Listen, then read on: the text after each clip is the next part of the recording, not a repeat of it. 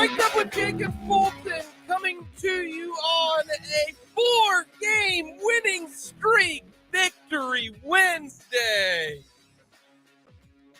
Fulton, we're one win away tonight for the Kansas City Royals to get to that 5-game winning streak that I told you about. Break out the Royals. Break them up. They're too good. Look at the Royals get it done. Zach Greinke tossing a gem. How about that? Battling back in the bottom of the 10th.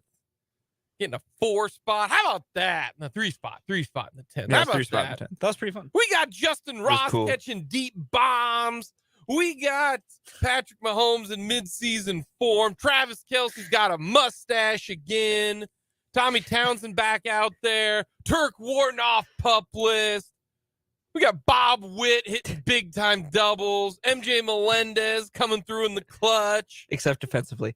I have to let you know real quick.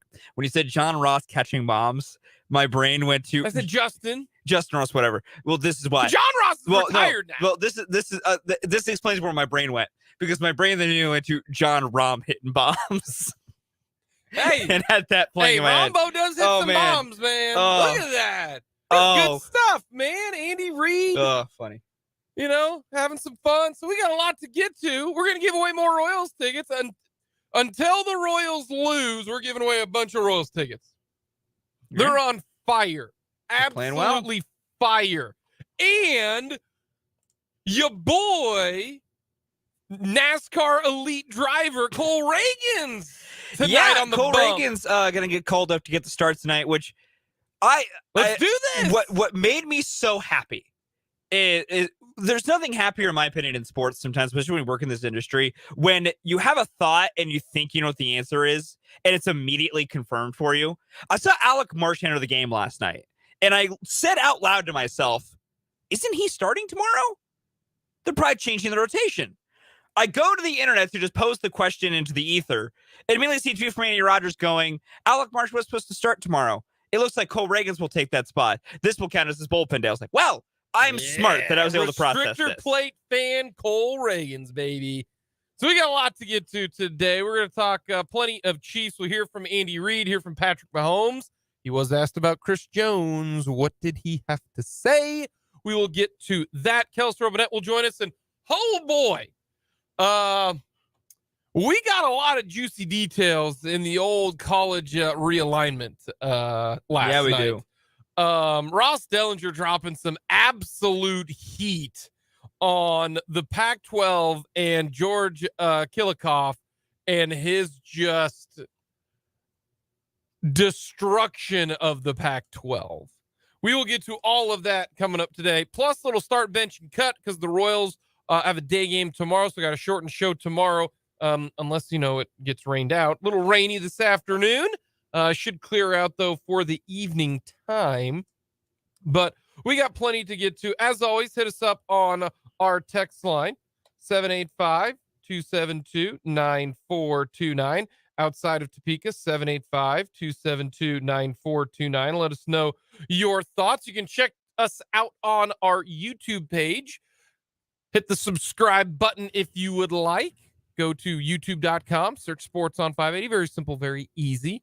Let us know your thoughts in the comments as we stream all of our shows. And yesterday was a trade deadline. Yeah. Around 5 o'clock, looked at my phone, didn't see anything. And I was like, were they not active enough? Were people not interested? And then thought to myself, gotta wait a little bit. Yeah, okay? I'm glad, Jake, you're among the people who know. Can't jump the gun. Trickle in. Can't jump the gun. You got the deadline is 5 o'clock. You usually got to about 5:30 to say every deal has been reported. And that was about how it went. The Kansas City Royals did officially trade the two guys that they needed to trade in Scott Barlow. He is going to San Diego. And then Ryan Yarbrough is going to the Dodgers.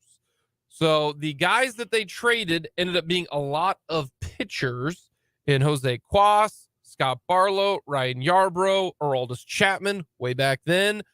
So they were able to trade. Now, they did not trade Edward Olivares, and they just did not trade Zach Greinke nor Salvador Perez. Want to get to those two first real quick. It sure sounds like Zach Greinke wasn't going to be going anywhere. Yeah, it sounds like Zach Greinke didn't want to go anywhere, and no one really called. Yeah.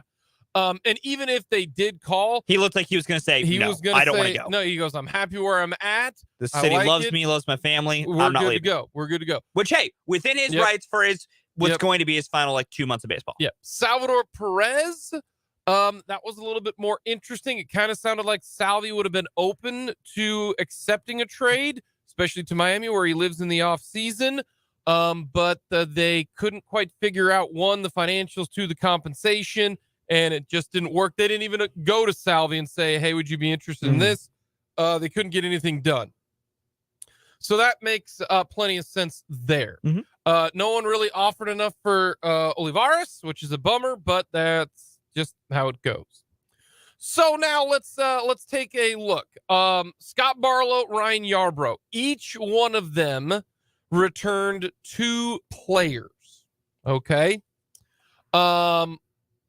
What deal do you think was better for the Royals? Is it infielder Devin Mann and Derlin Figueroa out of the Dodgers organization? Or are we going with San Diego, pair of pitchers, and Henry Williams and Jesus Rios?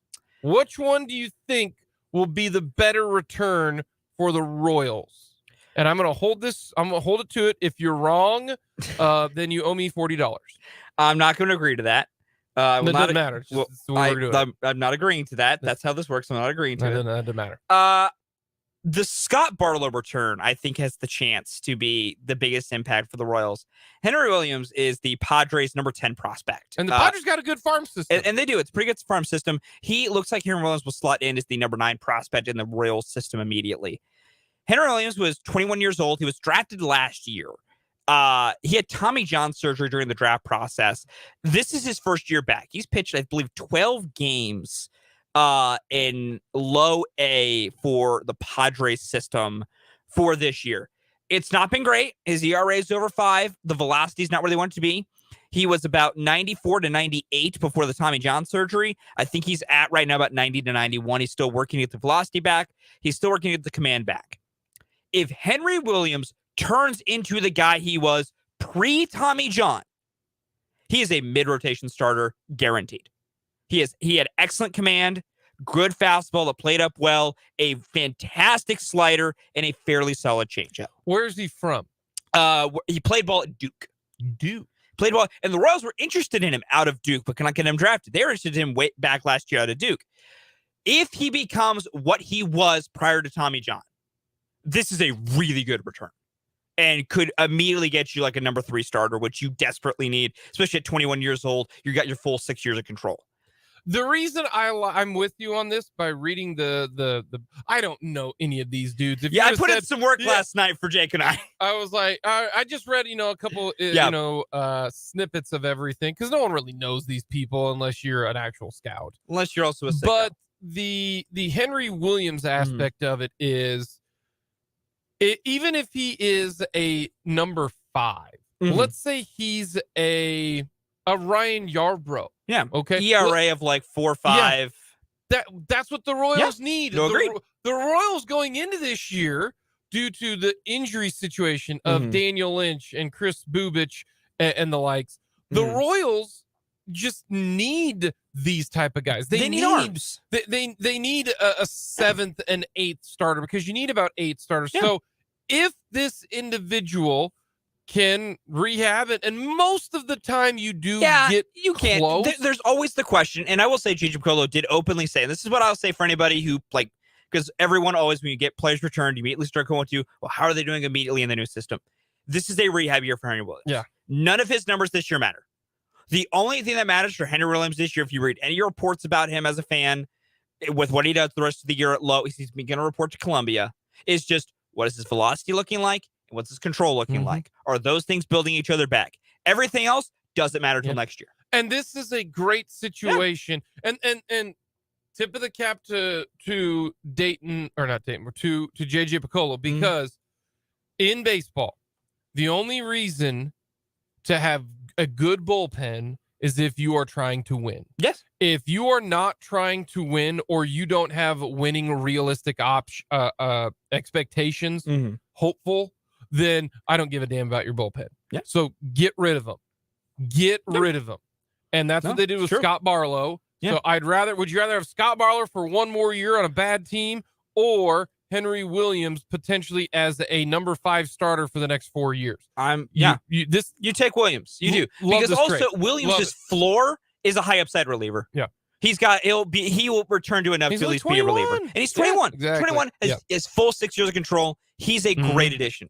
Then we get to the Ryan Yarbrough trade. Here's the only thing about it. First of all, give us a little breakdown on Devin Mann and Derlin Figueroa. So Devin Mann is the piece to this that is the more concrete return. He officially should always get the infield tag. He can play all 4 infield spots. He can play short, third, second, and first. He's mainly been second, first, and left field. Those are first and left field are his 2 most potential long-term spots, but he has a chance he could stick at second base as well. Doesn't have a good arm. So staying on some of the places that need better arms is just not going to work. But he has some good range, good feel. Has a lot of good tools at the plate. Good eye, gets persistent on-base threat, knows how to draw a walk, knows how to command the strike zone. The Dodgers have gotten it to unlock his power this year. He can be at minimum a 10 to 15 homer guy. Maybe he could get to 20 if he unlocks a few more things and get more selective. He is, honestly, what he'll probably for the Royals long term is a very good super utility player. You know what he is? He's better than Nicky Lopez. He's more power. He's power Nicky Lopez. Nicky Lopez. Exactly. Yeah. Exactly. With maybe just a few less versatility on some of the positions he can man, because you don't really put him on the left side of the infield. Ryan Yarbrough is a rental. He's a free agent after this year. So you got Devin Mann for 6 years of team control for 3 months, 2 months of Ryan Yarbrough. And I like this deal. He's a little bit older at 26, which sometimes you see 26 at AAA, and people get a little worried. It's a little bit of a late start, but you're not expecting him to be a cornerstone. You're expecting him just to give you some good depth. And Devin Mann is a great piece for some depth and see what it is. And you already know, this is the thing about the offense, is your left side of your infield is set for the next 6 years. Michael Bio Jr., there's your left side. We're done. We're finished here. So and then the Royals honestly have a few other options at third base that you could try out at some point, and maybe just move Michael to second. Then your third, short, and second are done. Yeah. And Devin Mann is even less needed to be massively impactful. Yeah. Derlin Figueroa is fascinating. He is. I'll on Jesus Rios real quick to circle back for a minute. I got nothing. This is his first full year in professional baseball outside of Mexican League. That's just a full flyer, which is what you take. You take flyers on randos and see what happens. Derlin Figueroa fascinates me. He can play a few different positions. He's listed as a shortstop, but has not played shortstop in 2 years. He's 19. He's very raw, but has some legit power potential. He has a really nice swing and has had some big power moments for the Dodgers at their complex league. I don't know what he could ever potentially become. And I'm going to make this comparison of trades with a big caveat of, I'm not saying this is what's going to happen, but I'm saying this is what sometimes flyers from the Dodgers can get you. The Astros got Yordan Alvarez from the Dodgers out of the complex league on a random flyer trade.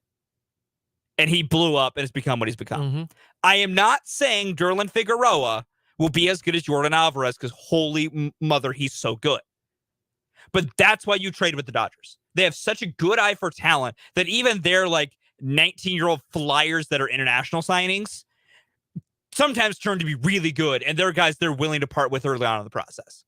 So the overall return I'm most fascinated by is the Yarbrough return, because I think Mann and Figueroa both could potentially really help you. But the best player that got back is Henry Williams, because if he can become what he was, you just turned Scott Barlow in what was a pretty rough final year. But overall, great career for Scott. He did some... People need to remember how good Scott Barlow was as a Royal, because he's going to have some bad taste here from the most recent runs, but he was so good for his entire career. They should have traded him in the offseason. They should have traded him in 2021. Yeah. That's when he should have really been traded. And 100% they should have traded him this offseason. Yes. Like going into this year, no, he Scott Barlow shouldn't even made the opening on the Royals. But the Royals, Yeah. The Royals had a little bit and we'll get into this in a bit. But the Royals thoughts of themselves was much like George Kilikoff thinking they thought they could do something, and they didn't and they didn't. So that's why you and I, we were super hopeful. We were. Hey, maybe they can win 70, and then everything turned games. into what it did. They had in true fashion, they had unrealistic expectations. They did, and they should have just traded Scott Barlow. You could have probably doubled the return for what you got for Scott Barlow. So no, that was poor on the Royals' part, 100%. It is a very overall good pair of returns. This is what because I right at the deadline had some thoughts, and it changed as we saw these returns come in. What JJ Picollo has done for most of you, I will not say all of you because everyone can have their own opinion. I think for most of you, what JJ should have done by these two moves, he's bought himself an offseason. Well, I think he's bought himself an offseason just for the sheer fact that you unless it was just a disaster, and it hasn't been a disaster. No, and my one was, had he not traded Barlow or Yarbrough at all, had their only move yesterday been Tucker Davidson for cash, I would have been leading the charge of he doesn't even get the offseason. But because he did this, and hearing him speak about the two deals he said that fell apart, one falling apart at about 4:30, the other midday, because it just slowed down. And the way he talked about them, I wonder who they were. Me and reading people more intelligently or more connected, I think there was a deal on the table for Brady Singer, that someone was going to take him. But the Rose drew a firm, you must give us at least this price, which they should do. Yeah. You should not force that move. And no one met it.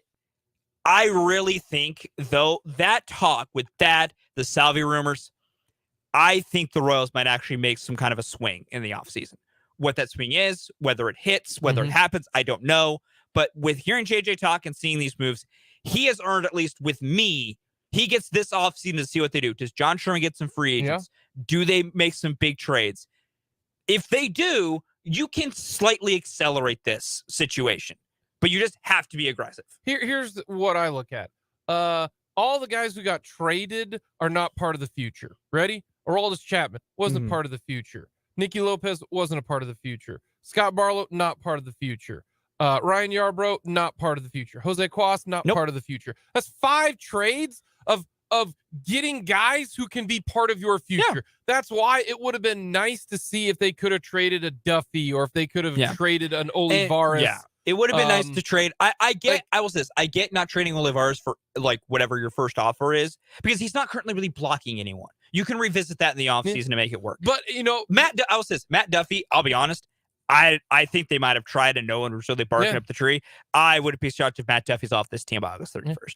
If just the minute like man needs to come up, they just go, well, Matt, happy trails. We tried. I find it perfectly fine with what the Royals did here at this trade deadline. It was honestly a good deadline. It was a good deadline. Yep. Coming up next,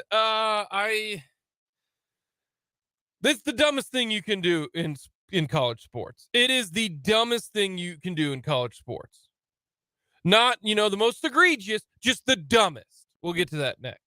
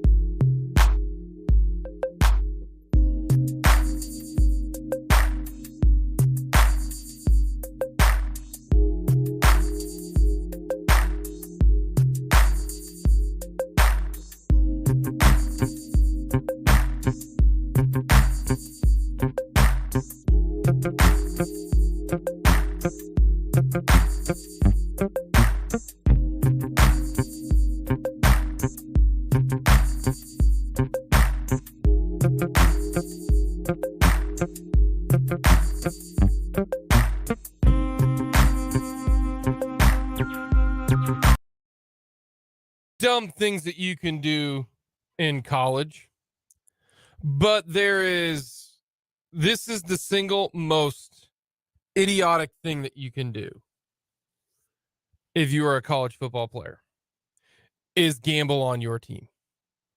The quarterback for the Iowa State Cyclones, Hunter Deckers, gambled on Iowa State football. You're an idiot. And what makes it even worse is he was doing it underage for a little bit.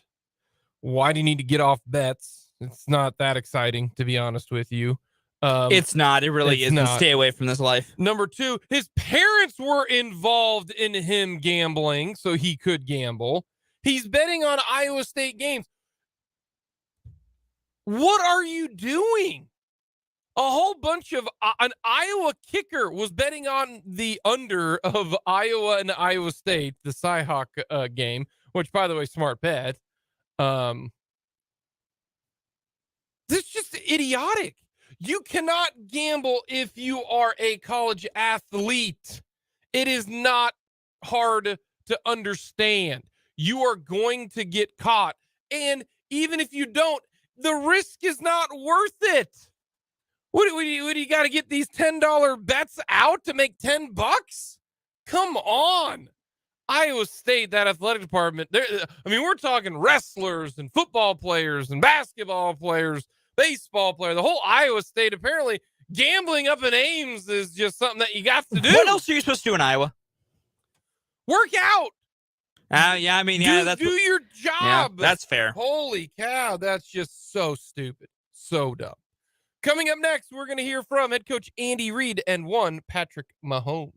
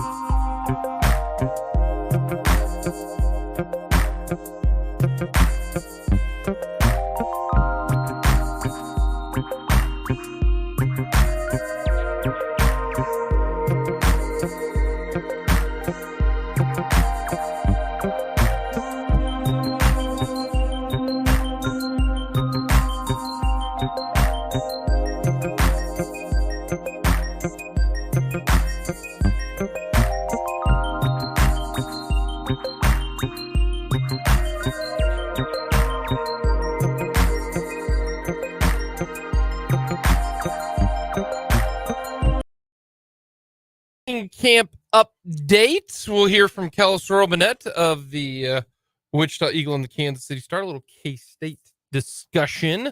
And the college realignment carousel continues. What's going to happen with the Arizona schools? Arizona, what is going down there? What's going to end up happening? What is that? The desert state? What is it? I don't know what Arizona officially calls itself. They are they're the Grand Canyon state. Duh. We're dumb. It's the Grand Canyon. We're not smart. We're dumb. Listen, I just want to say, Jake and I have never ever pretended we're the smartest guys in the world. Yeah, we're dumb. We're Grand Canyon state. Yeah, obviously. Makes sense. Yeah, that tracks. That's pretty simple. That tracks. Chiefs training camp today. Andy Reid, Patrick Mahomes met with the media. Here's what Big Red had to say. And Kadarius, all those you're aware of. So all in all, good work today. I let the guys practiced hard. They challenged each other. It's always tough coming from a day off, but the tempo was great. And again, they caught a break with the weather. It's nice and cool out here. But I was impressed with how they challenged each other. Time's yours. Andy, you're so process and grind oriented, but I wonder if you find yourself doing anything visually or verbally to sort of keep the suggestion planted about what the big goal is here. Yeah, so with the locker room the way it is, the guys know, what the plan is and what this does for you when you come out and work hard. And so I've got good leadership there, and you can't do it without that. You can't do it without guys buying in and understanding it. I mean, they're willing to work and push themselves, which ends up paying off for them when the season starts and throughout the season. So they trust that. The new guys are trusting the old guys are telling them. And Joshua Williams was saying the other day that you've been saying edge as a sort of code word or keyword to keep them thinking about not being complacent. Is that correct? And well, you want to maintain that. You want to maintain your edge as you go through daily. Make it a habit, and that edge helps drive you to be the best you can be that day. And then you finish that one, you line up the next day and do that. So it's a grind going through camp. Like I said, I mean, I like the effort that's being put forward. The mindset's good, so they're challenging each other, which is the most important thing. What's it like to see a guy like this Russ have a redshirt year to really learn the system and meetings, to see how the guys operate on a week-to-week basis, and have success so far in this meeting? Yeah, he's doing good. It was a redshirt year that he probably didn't want to have, right, with the injury. But he's done a nice job. He had a good off season, and then he's worked his tail off here, and he just needs to keep doing that. It's how you answer the bell every day and push through it. So, but he's got the right mindset to do that. Turk Ward was back out there. What can he add to the defensive line now that he's getting healthy? Turk has that great quickness and strength. Great combination there, good pass rusher. And he's strong. He's a strong player who has experience. So adding him into the mix is a good thing. That's a positive thing for us. We just got to take it slow as we go with him and make sure he's okay. Ramp him up there. What would be a timeline for Turk to kind of get back into the mix? Yeah, we'll see. We try to keep open communication with him and just see how see how it goes, day by day. And, that's the best way to handle these type of things. So serious injuries. I know a lot of training camps, right? How much beyond like rule changes, limiting hits, how much does your training camp evolve each year? How different is this year from last year? And when you get new ideas, where do they come from since you've been head coach for so long? Yeah. So it's normally what you feed them, new plays, schemes, those type of things that challenges them. As far as the training camp goes, it's similar. Now the rules obviously dictate. We had a different conditioning program for the offensive defensive line. That means there's lightning. Offensive defensive line. You guys don't care. Offensive defensive line. But other than that, we keep it kind of the same. There's no easy way to get yourself into shape, football shape. Last one, Sam. You talk about it. Like, what comes to mind? How do you define it? Yeah, challenge each other. And if you can do that, every time I line up, I'm going to do my best against that guy. That's the edge. That is what head coach Andy Reid had to say, and that is the edge. The thing about the Chiefs is, and you kind of have even heard Travis Kelce say that on his brother podcast, that the regular season is more so, you just got to get to the playoffs, right? It's a means to an end. And that's kind of why this is a team that has won now 2 Super Bowls. He wants them still attacking. This training camp to me has been a lot different than the 2020 year. Where they won it in 2019. Like, this seems to be a little bit more edgy. This seems to be a little bit more of a, more chippy. And that's great to see for the Kansas City Chiefs. I really, really do like that. So Andy Reid commenting on the kind of just the practice in general. No update again on Chris Jones. Still a camp holdout. And we will get to the Chris Jones topic from one Patrick Mahomes. We said yesterday that in an interview with Albert Breer, he name dropped Chris Jones. And here is what Patrick Mahomes asked. The very first question that was asked was about Chris Jones, kind of the situation, the relationship. Here is what he had to say about Chris Jones. You had the quote about Chris Jones. You want Chris Jones in training camp. Yeah. How much do you get involved? Do you talk to Chris? What's your role in this? Yeah, I mean, I talk to Chris, not necessarily about contract stuff. That's how I am about all things. I never talk about the contract. I just talk about football, how he's doing. And he's working out. He's staying in shape. All that will handle itself. And all I can do is just be supportive, be a teammate. I mean, that's one of the guys that's been a staple of this organization for a long time. So hopefully we get him back in camp as soon as possible. All right. I want to address that first and foremost. That is press conference Pat. That is put out a good, image to the world. All right. And I believe about 80% of what he says there. One, I don't think another player talks about another player's contract. That's the good old unwritten rule in the NFL. Don't talk about another man's money. You don't talk about another man's family. Those two things are off limits. This is all about you. I'm not going to tell you how to spend your money. I'm not going to tell you what to do or get upset if you do something different. Okay, Fulton, if you want to go spend a whole bunch of money on Pokemon, then go for it. I'm not going to tell you what to do with your money. That's why I never understood how, if company A decides to give Will Howard $1 million to endorse their product, why do you care? It is not your money. True. What does it matter? if I, who operate a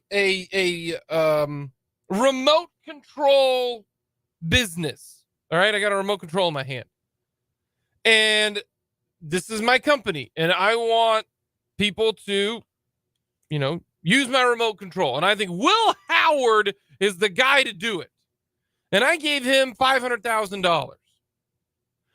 Why are you upset at Will Howard? Why are you upset that he's making money? It's not your damn money. If it's a bad investment, well, then it's on me. Yeah. It's on me and my company and my remote control business. What does it matter to you? Who cares? That's how a lot of NFL players are. Now, that is public Mahomes. We talk about how he's doing, all that kind of stuff. Same thing that he did last year with Orlando Brown. Mm-hmm. Keep in touch with him. That's what Mahomes does. Now, I also think there is a little bit more behind the scenes where he tells Chris Jones, it's not about money. It's, you need to get your butt here. Hey, let's get this thing. Let's do this. I don't think he's given the full truth on all of this. And what goes behind the scenes, I really don't. Now, I thought this was something that Matt Verderame tweeted out because this was asked, right? Matt Verderame tweets out, I said this before, but it's worth repeating. Mahomes and Kelce took less in large part to maintain a great roster. If Casey doesn't pay Tyreek Hill, that's one thing. He's on offense. If Casey doesn't pay Chris Jones, it begs the question of those guys, why are we taking less? I agree and disagree there with Verderame. Just because you took less doesn't mean other people are. You chose to do that. The other aspect of this is, says here, if Casey doesn't pay Chris Jones, it begs the question for those guys, why are they taking less? I still want to know, what are the Chiefs offering? If the Chiefs are offering 24 and saying we're not going to offer any more than 24, then to me, Patrick Mahomes and Travis Kelce have a gripe at the Kansas City Chiefs. You can pay more than $24 million. If Chris Jones is asking for $31 million a year on average, then to me, Patrick Mahomes and Travis Kelce can say this. Well, we are taking less money to try to make the roster as good as it possibly can.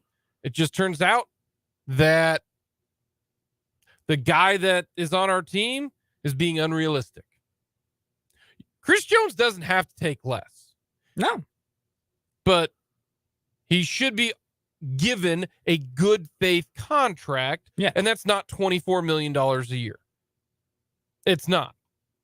It's in the middle. That's where, to me, $28 million is very reasonable if you are Chris Jones and you are the Kansas City Chiefs.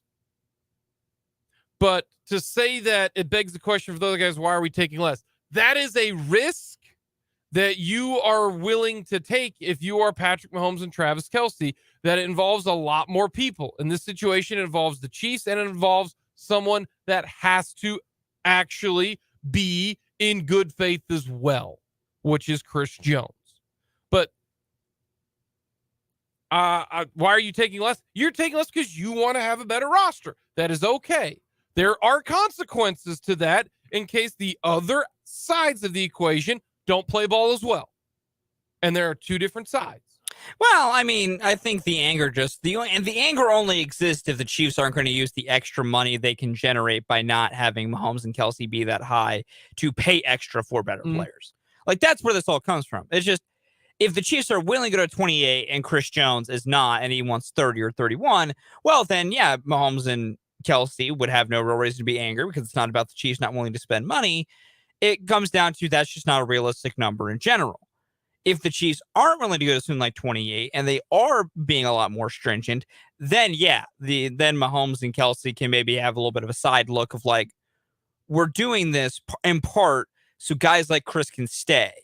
and you're not doing everything it takes to make sure a guy like Chris stays. Like, that's what this comes down to. I don't think they're under any pretense that Chris should even take less. But it's just all about, are the Chiefs making an active, concerted effort to keep Chris at all costs? So I want to finish Mahomes. We'll hear his comments again about Chris Jones, which this is what he should say with Chris Jones. I'm not worried about his contract. That is proper protocol for a player to the media and the image that he's putting out there. Behind the scenes, maybe it's a little different if you are Mahomes. But here's what Mahomes had to say today. You had the quote about Chris Jones. You want Chris Jones in training camp. Yeah. How much do you get involved? Do you talk to Chris? What's your role in this? Yeah, I mean, I talked to Chris, not necessarily about contract stuff. That's how I am about all things. I never talk about the contract. I just talk about football, how he's doing. And he's working out. He's staying in shape. All that will handle itself, and all I can do is just be supportive, be a teammate. I mean, that's one of the guys that's been a staple of this organization for a long time. So hopefully we get him back in camp as soon as possible.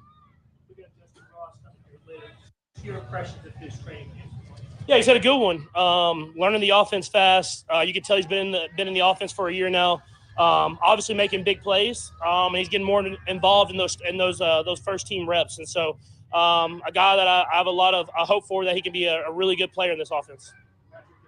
Messaging the teammates, how do you balance staying in the moment and the grind, but also kind of bringing up the big picture, just planning thoughts about that? Do you do a little bit of both? We talked about that at the beginning of the first team meeting. You talk about the goal of the entire season, and then now it's every day. It's just getting better, making sure you're getting better in the classroom, getting better on the field, or watching film, whatever that is. And then whenever you get your opportunity, you go out there and make it happen. And that's all we kind of think about is day by day right now. And then I'm sure before that first game, we'll have that same conversation and then go game by game. Do you have any kind of catchphrase that you just say, though, as a reminder of the big thing? Do you find yourself just saying? Or? No, I'm not a catchphrase guy. I just try to keep guys motivated. That's just by continue to go out there and work, and just have that mindset every single day. Generic today, just what have you seen from the beginning of camp on about what he brings to the table? Yeah, I mean, he can catch the ball in the backfield. He can run the ball really well, and he's getting better and better with the protection stuff. So I think they're just continuing to get him reps. We're going to have a deep running back room, and it's always good to have those guys that we can trust to be in there for the big moments of the game. I know coaches talked a lot about early in camp, especially push it. Don't be afraid to throw interceptions, and I know you embrace that. But is there a time in camp where you start scaling it back? Are there mileposts like, okay, now it's time to be more precise and the mindset changes? Not necessarily. Just whenever you make a mistake, just don't do it again. I think just don't do repeat type of interceptions. If you throw a ball in a tight window, it gets tipped up or picked, I mean, that's fine. That's pushing it and trying to make it happen. If you throw a ball but if you throw a ball and it does get picked and it's not in the right spot and it's a bad interception in your brain, just make sure you don't repeat that same mistake, learn from it, and just keep moving on. All right, 1, 2, 3, quickly. Patrick, you're a guy that has been successful with the impromptu plays, on the field. Rick, you talk about Richie James earlier. Keep running. Yeah. How long does it take for a guy to pick up on for you to keep running? Well, I think Richie's been doing a great job of it. There's just some things I tell guys that I don't think you do it a lot of other offenses. I was scrambling to the left, and he tried to work back, and I told him just run down the other sideline. I'll still throw it to you. And I know that's not really taught in a lot of other offenses, but just him having that mindset, knowing that the whole field's open at all times, and I'll throw it back across the field and try to keep it away from the defenders. Patrick, you see that competitive edge in you, and Amy talked about keeping that edge in the team. How do you instill that edge in the team? Yeah, I think we all have it. We have a lot of guys out here that are super competitive, but it's about just doing it the right way. I mean, Trav punching the guy, not necessarily the way you want to do it, but you love the fire. You love the fire both sides of the ball, of trying to finish to the last second. But, I mean, that's just the type of guys we are. We're going to compete. We're going to argue out there on the football field, and we're going to love each other in the locker room because we got a lot of dudes that are super competitive on this team. 2 straight years, there's been a lot of turnover in the wide receiver room. When was it last year that you sort of recognized that it was all going to fit together? Just out here. It's kind of how I feel this year. I mean, it's just when you have a lot of guys that can rotate in and that I trust is going to do the right decision and make the right play and make the play when they're called upon, that's when you know you're in a good spot. And I feel like that now. I mean, you look at our depth chart of receivers, and I've always said every one of these twos can make the football team. And that speaks to Brett Veach, Coach Reid, bringing in the right guys. And these guys working their tail off. And I mean, I've been in there with all type of different receivers, and we have a lot of guys that can make plays in that room. All right, thank you. Brad has a plan for us to finish up. That is what Patrick Mahomes had to say to the media today. He was asked about Justin Ross. Made a couple other plays today, and he's making the 53. Yeah. You're not giving up a guy who's got 3 years at the wide receiver position when Blake Bell has got 1 year, or even Clyde Edwards-Helaire, has got 1 year left under contract. That just doesn't make any sense. We'll have to wait and see what happens with Kadarius Toney. And we still got, this is a long camp. Yeah. Got a lot of time left. Mm-hmm.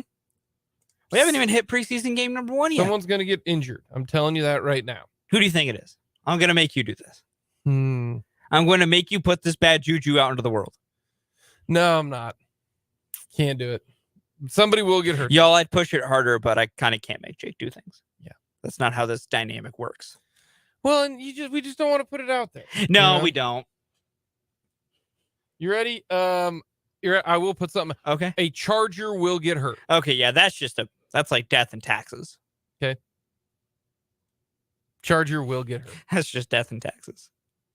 Always. I mean, the Charger, with like clockwork. The Chargers should be so much better than what they are. Every year they should be. But they're just injuries and perpetual underperforming. Charger gonna Charger. Charger's gonna Charger. Just wait. The Charger cycle of suck. Yeah. They got so much. They got talent. Do they got more overall talent than the Chiefs? I think no. But they got more superstars. Do they? On defense, they got a Bosa. Okay. Bosa and Chris Jones, they cancel each other out. Okay. I'm going to give you that. Do the Chiefs have a Khalil Mack? Do they have a Derwin James? No. The Chargers might have more top-end talent on defense. The Chiefs have a better defense overall. 100%. Without a shadow of a doubt. It's pretty close. No, it is not. It isn't? Chiefs win linebacker room, hands down, because Chargers got their best linebacker now plays for the Chiefs. Yeah. Defensive line overall is Chiefs, because while the Chargers have Khalil Mack and Joey Bosa. Yeah, that's cool. True. That's it. Yeah. They have no interior defensive line. Okay. The Chiefs do. And quarterback room, I'm willing to call it a wash. I'm willing to call the secondary a wash. Okay. Because they might have the two top ones, McDuffie, Watson, Williams, Snead, a better collective than what the Chargers have. Okay. All right. Chiefs have more talent than the Chargers. Okay. All right. It is close. Like the Chargers get a fight and they get a say. Chargers are the second most talented team in the AFC West. Their offense should be better too with Allen and Williams and now. Yeah, Quinn but Johnson they had a moron as their OC, and now they hopefully don't have a moron. Yeah. Coming up, we'll get more Chiefs training camp here on Mic'd Up.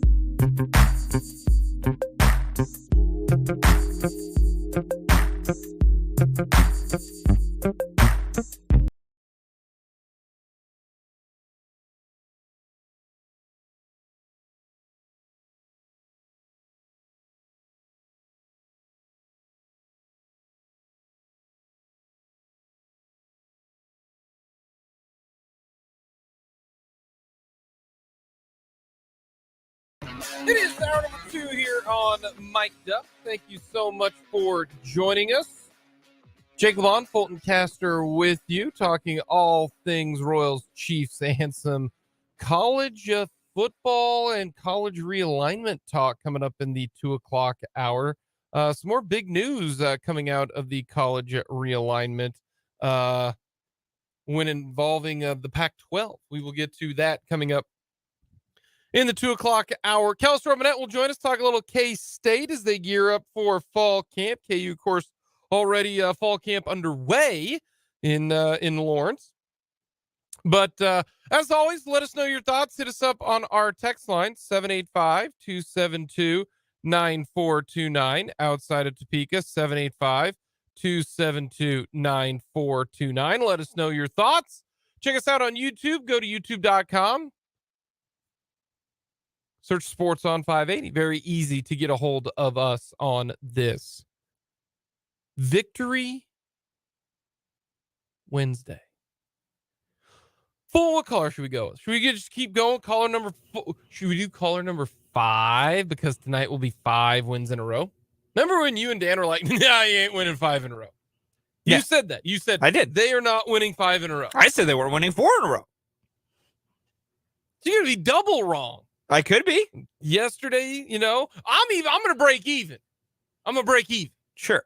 Because I said that they you were said going to 4 win and yesterday. they have 4. So if you say 5 and they lose, you're 1-1. I'm 1-1. Yeah. You're right now, you could be down 0-2. I could. That ain't good. Nah, happens. I'm not afraid to hit with 2 strikes. So you're unlike every other Royal then. Because they look petrified to hit with 2 strikes. Nah, I disagree. I'm petrified for some of them. Their entire philosophy is about hunting a pitch to hit, which means you're going to get to 2 strikes a lot. Yeah, well, then they don't show it very well. No, there's other flaws. It's not scared to hit with 2 strikes. So, like Nick Prado, not scared to hit with 2 strikes. Just is sometimes not aggressive enough.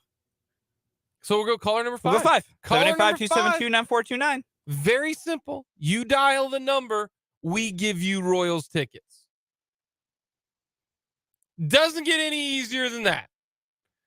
They win tonight, guess what, Fulton? We're going to be giving away Royals tickets tomorrow.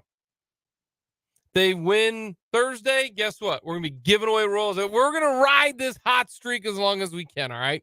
That's what's going to happen. News for Chiefs training camp. Injury report. Mike Dana, his calf injury, didn't practice. Jody Fortson, shoulder injury, didn't practice. L'Jarius Sneed, knee injury, didn't practice. Kadarius Toney, also knee injury, didn't practice. Tommy Townsend has a sprained ankle. Doesn't look like it is going to be serious.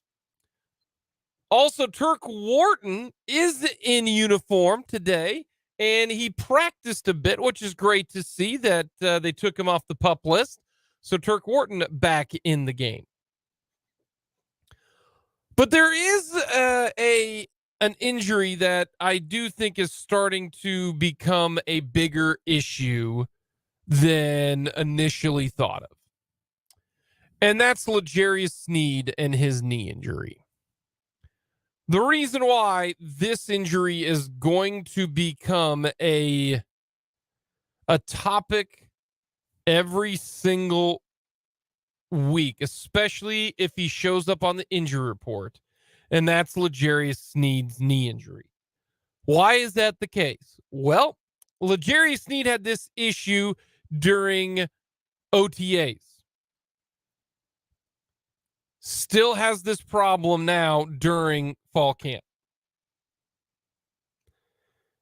OTAs are in May. Mandatory minicamp is in June. There's a reason why L'Jarius Sneed didn't do a whole lot with the team during OTAs. It's because you want him to be ready for this time. You want to be ready for camp. It's still a problem. That is going to be an issue right now for the Kansas City Chiefs. lingering issues, reoccurring issues, and injuries are tenfold more important and a bigger deal than a one-off. That's why rolling an ankle week number 1 is a terrible situation. But a knee injury that flared up during OTAs and now he's not able to practice, the odds that L'Jarius Sneed will get over this injury if you already have gone 2 months and you didn't get it fixed means there might be something more serious that's causing this issue. But L'Jarius Sneed's knee injury now is probably the most important injury for the Kansas City Chiefs from here until something were to happen to, the big 3 or the big 4, if you will. Last year, we talked about with the Royals, like there are certain, back in 2015, the Royals that were so deep in the bullpen that they could handle a loss to Greg Holland in 2015. They could, because you had 7 other dudes. The one position that you can handle some injuries right now to me are wide receiver, because you've got 7 of them, and defensive back. But you've already lost Nazeeh Johnson for the year. Now you look at L'Jarius Sneed. That leaves you just 3 other guys who are on the starting rotation right now, and that is McDuffie, Watson, and Williams. Yeah.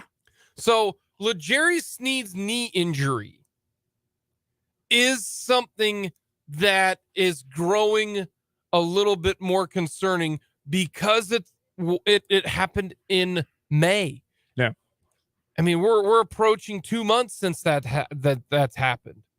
Oh, we're past. Well, depending on when it, and if you're the Chiefs right now, you don't discuss L'Jarius Sneed in contract talk because of this potential injury.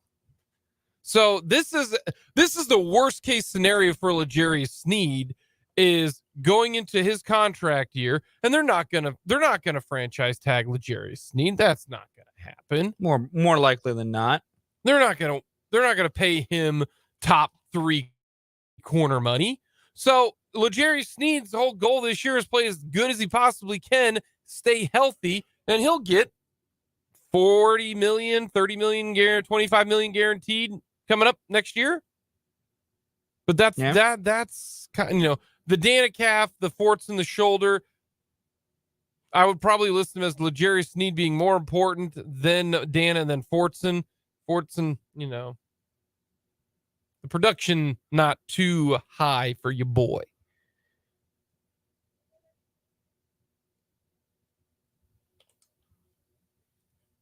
Over under 2.5 touchdowns for Jody Fortson this year. Under. I'm really wondering if Jody makes the roster.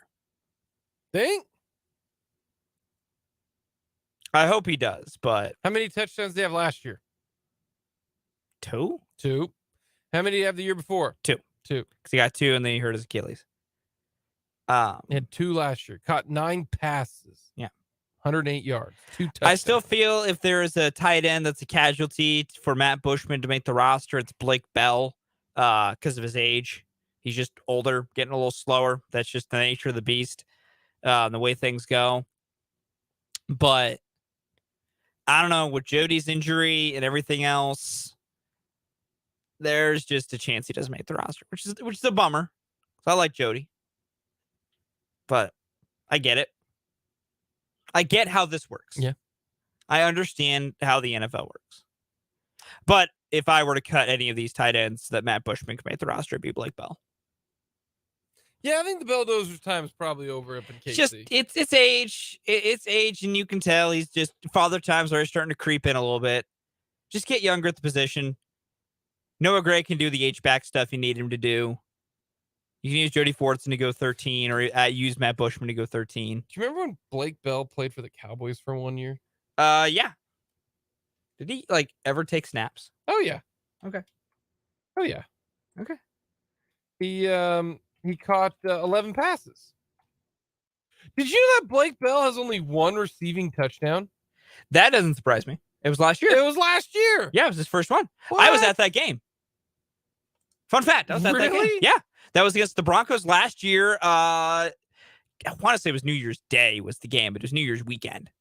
He's only got one touchdown in his career. Yeah. No kidding. Yeah. Yeah, no, I watched that happen. It's pretty crazy. Little pass right over the middle, turn, moved up, lowered the shoulder, snuck through. It was pretty fun.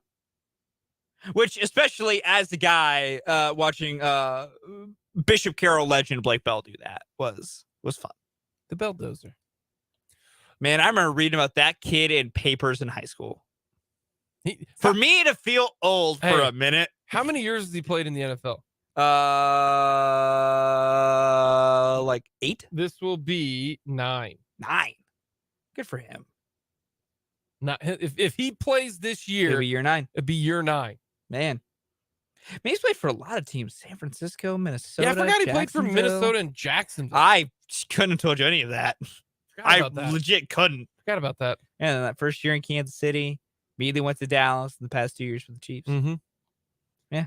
Blake Bell, pride of Wichita, Kansas, Bishop Carroll High School. I grew up maybe 8-10 minutes from Bishop Carroll. Just around the corner. Drove by it a lot. Young Fulton Caster cheering on the Eagles. No, absolutely not. The Maverick. Yes. There you go. That's just funny.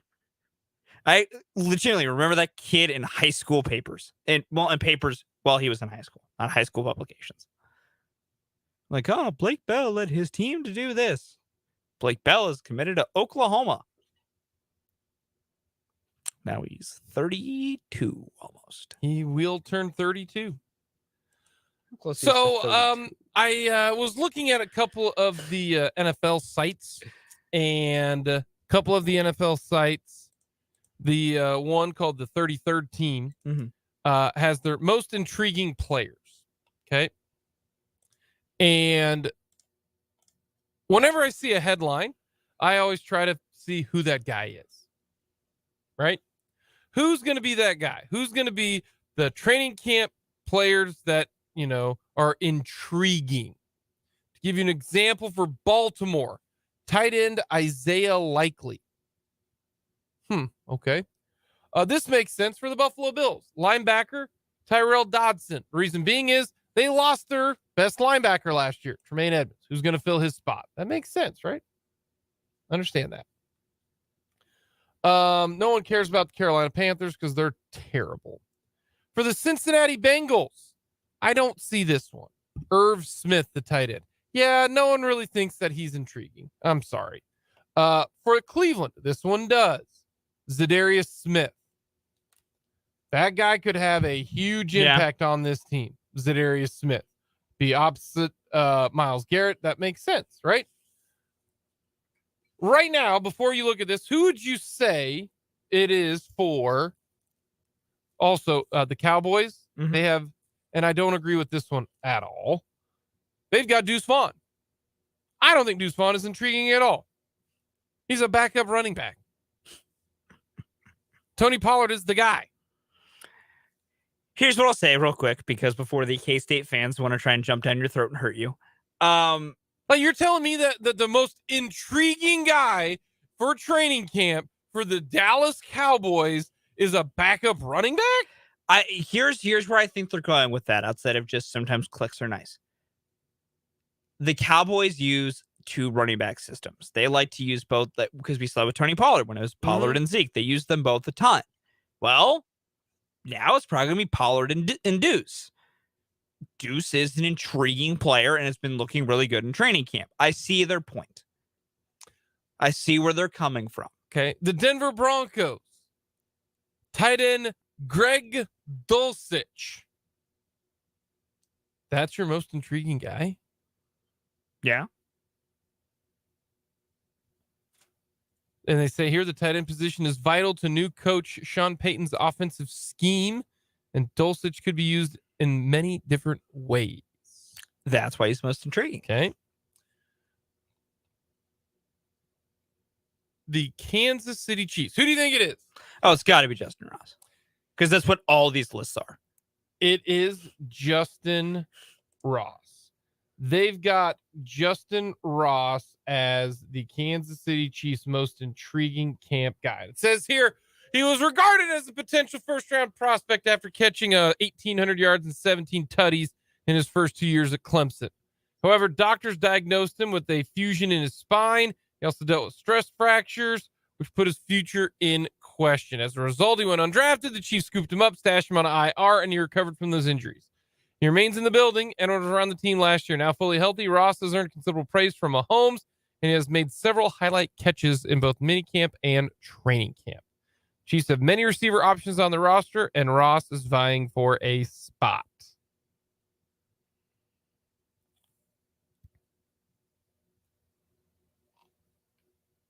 Most intriguing?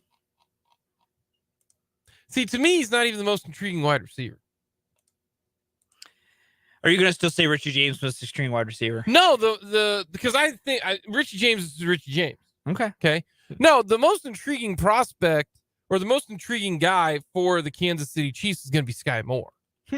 Because if he is able to produce at a much higher clip, you know, most intriguing is a guy who, if he catches 2 touchdowns and 200 yards, that's intriguing. Like, that's the over-under. Over-under, 200 yards, Justin Ross. See, I think the intriguing part to Justin Ross is the ceiling. Because the ceiling to Justin Ross is wide receiver 1. No way. Justin Ross's raw potential. No. Jake, I'm not saying for this season. I'm saying his overall thing. And if you would have told me in 2020, pre-congenital fusion in his spine. Yes, pre all the injuries. I would have said I was a big Justin Ross. Yes. I will tell you this. I loved him at Clemson. Yes. Obviously, when you got 1,800 yards, he was so good as a freshman. Yes, he was. Now his ceiling is not wide receiver 1 in my view. But that's what everyone around this league thinks it is. Well, they're and I think you're crazy for thinking it's impossible. His talent is still all there. Is it consistently going to be there after the injuries? And what does it look like at game speed? That's what's so fascinating. I think Justin Ross's ceiling is wide receiver 3. I think you are incredibly incorrect to think that is his ceiling.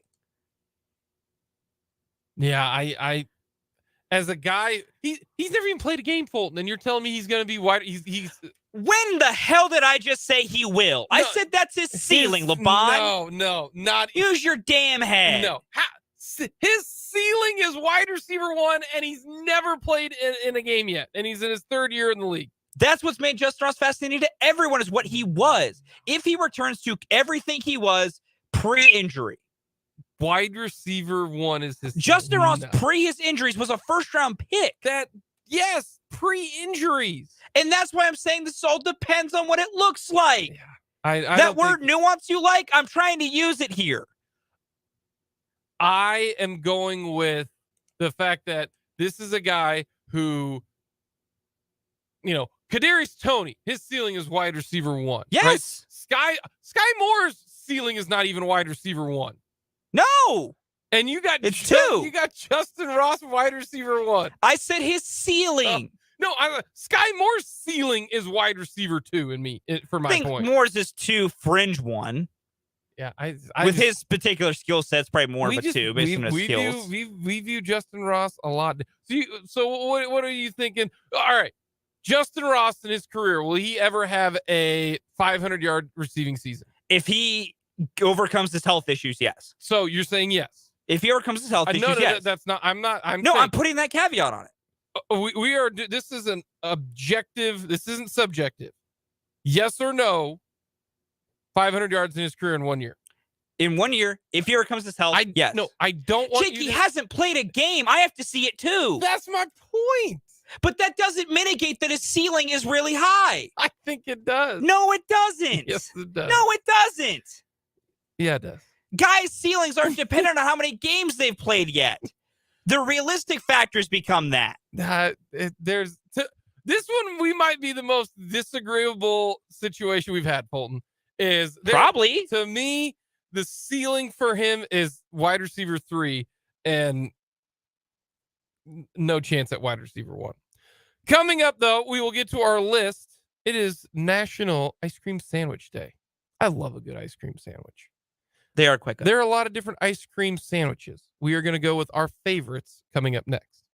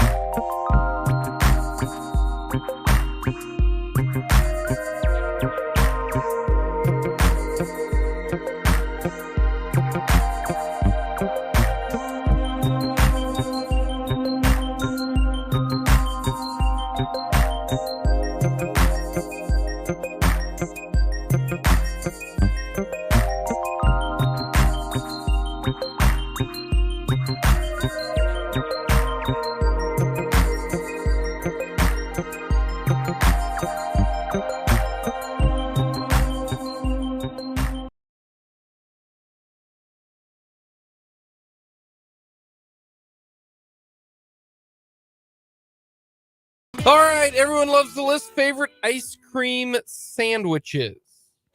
Okay, there's a lot of variance in the ice cream sandwich. There really is. There's a lot of variance in the game. There really is. Yeah. Number 4 for me. Give me a good Neapolitan ice cream sandwich. A little mix of some flavors in there. It's not high on the list, but it is a fun one every now and then. Okay. Number 4 for me. It's the Klondike, man. I love a good Klondike bar. Okay. Klondike. What would you do for a Klondike bar? Jake would do a lot for a Klondike bar. He really would. Right.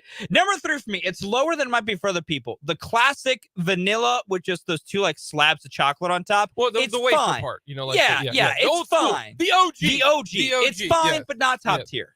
Number 3 is the cookies and cream ice cream sandwich. That's a real good one. Cookies and cream ice cream sandwich. That's a real good one. Number 2 for me, this is to get into a real interesting variation here. The OG breading type with chocolate ice cream. Okay. All chocolate does make the OG better. My number 2's the OG, man. Okay. The one that we used Fair to get enough. at the Schwann's, man. And you come in like packages of 20. You pop it. Yeah. The hardest part about that is getting the wrapper off of it without ruining it or, you know what I mean? Having all the infinite other problems. Oh, yeah. But no, the OG classic old school, man. Number one for me. Give me a good ice cream sandwich with vanilla ice cream and cookies as the patty topping, as the breading. Oh, that's good. Yeah. I guess mine's kind of the same, but it's a very specific one. Okay. I'd always get these if I went to Kansas State and got the ice cream, trough. It's the M&M ice cream sandwich. Okay. See, I put the chocolate chip over the M&M. Yeah. The M&M is good. Love a good M&M ice cream sandwich. It's fantastic. Now I want a Klondike bar. Coming up next, Kellis Robinette will join us to talk a little K-State football.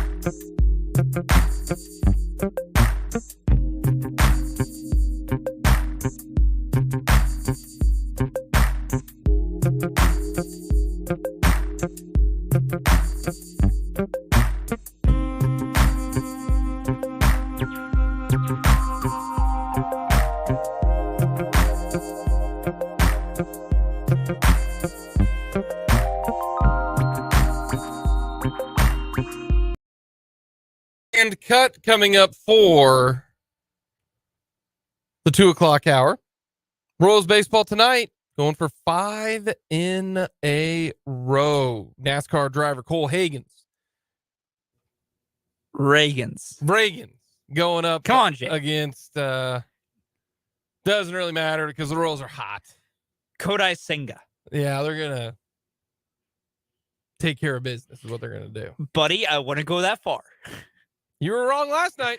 I was, but that's Jose Quintana. This is an all-star in Kodai Senga. Yeah, they're hot. And also Jose Quintana, who they historically have people. I will say, what I think does give the Royals a chance is that this team doesn't quit. They keep fighting. And the Mets have the exact same bullpen problem as the Royals do right now, which is they traded away all the good ones. And so now you got to figure out what you got. Which is going to lead to a lot of blown leads. Bobby Witt's going to hit a home run tonight. Calling your shot? Yep. Bob goes deep? Bob goes deep. He's be number 19? Yep. Bob's going deep. Needs 6 home runs this month if he does. Home run. Just needs 6 in September. Yep. Home run. Could go 30-30. I don't know if he's going to get that, but he's hitting a home run tonight. If he goes 6 and 6 the next 2 months, he would. Royals just saying. Win 5 in a row. Right now, though, we're going to talk all things K-State football with Kellis Robinette of the Wichita Eagle and the Kansas City Star. You can follow him on Twitter at Kellis Robinette. Kellis, how are you doing here on this August 2nd as fall camp is approaching? Pretty good. How about you guys? I'm ready for some college football. I really, really am. I'm excited for it, pumped, ready to go, and ready to talk about actual football and not realignment. Well, we might have a little ways to go before you get that wish. Alrighty, what do you on your list of I want to find out about this K-State team during fall camp? What's on that list?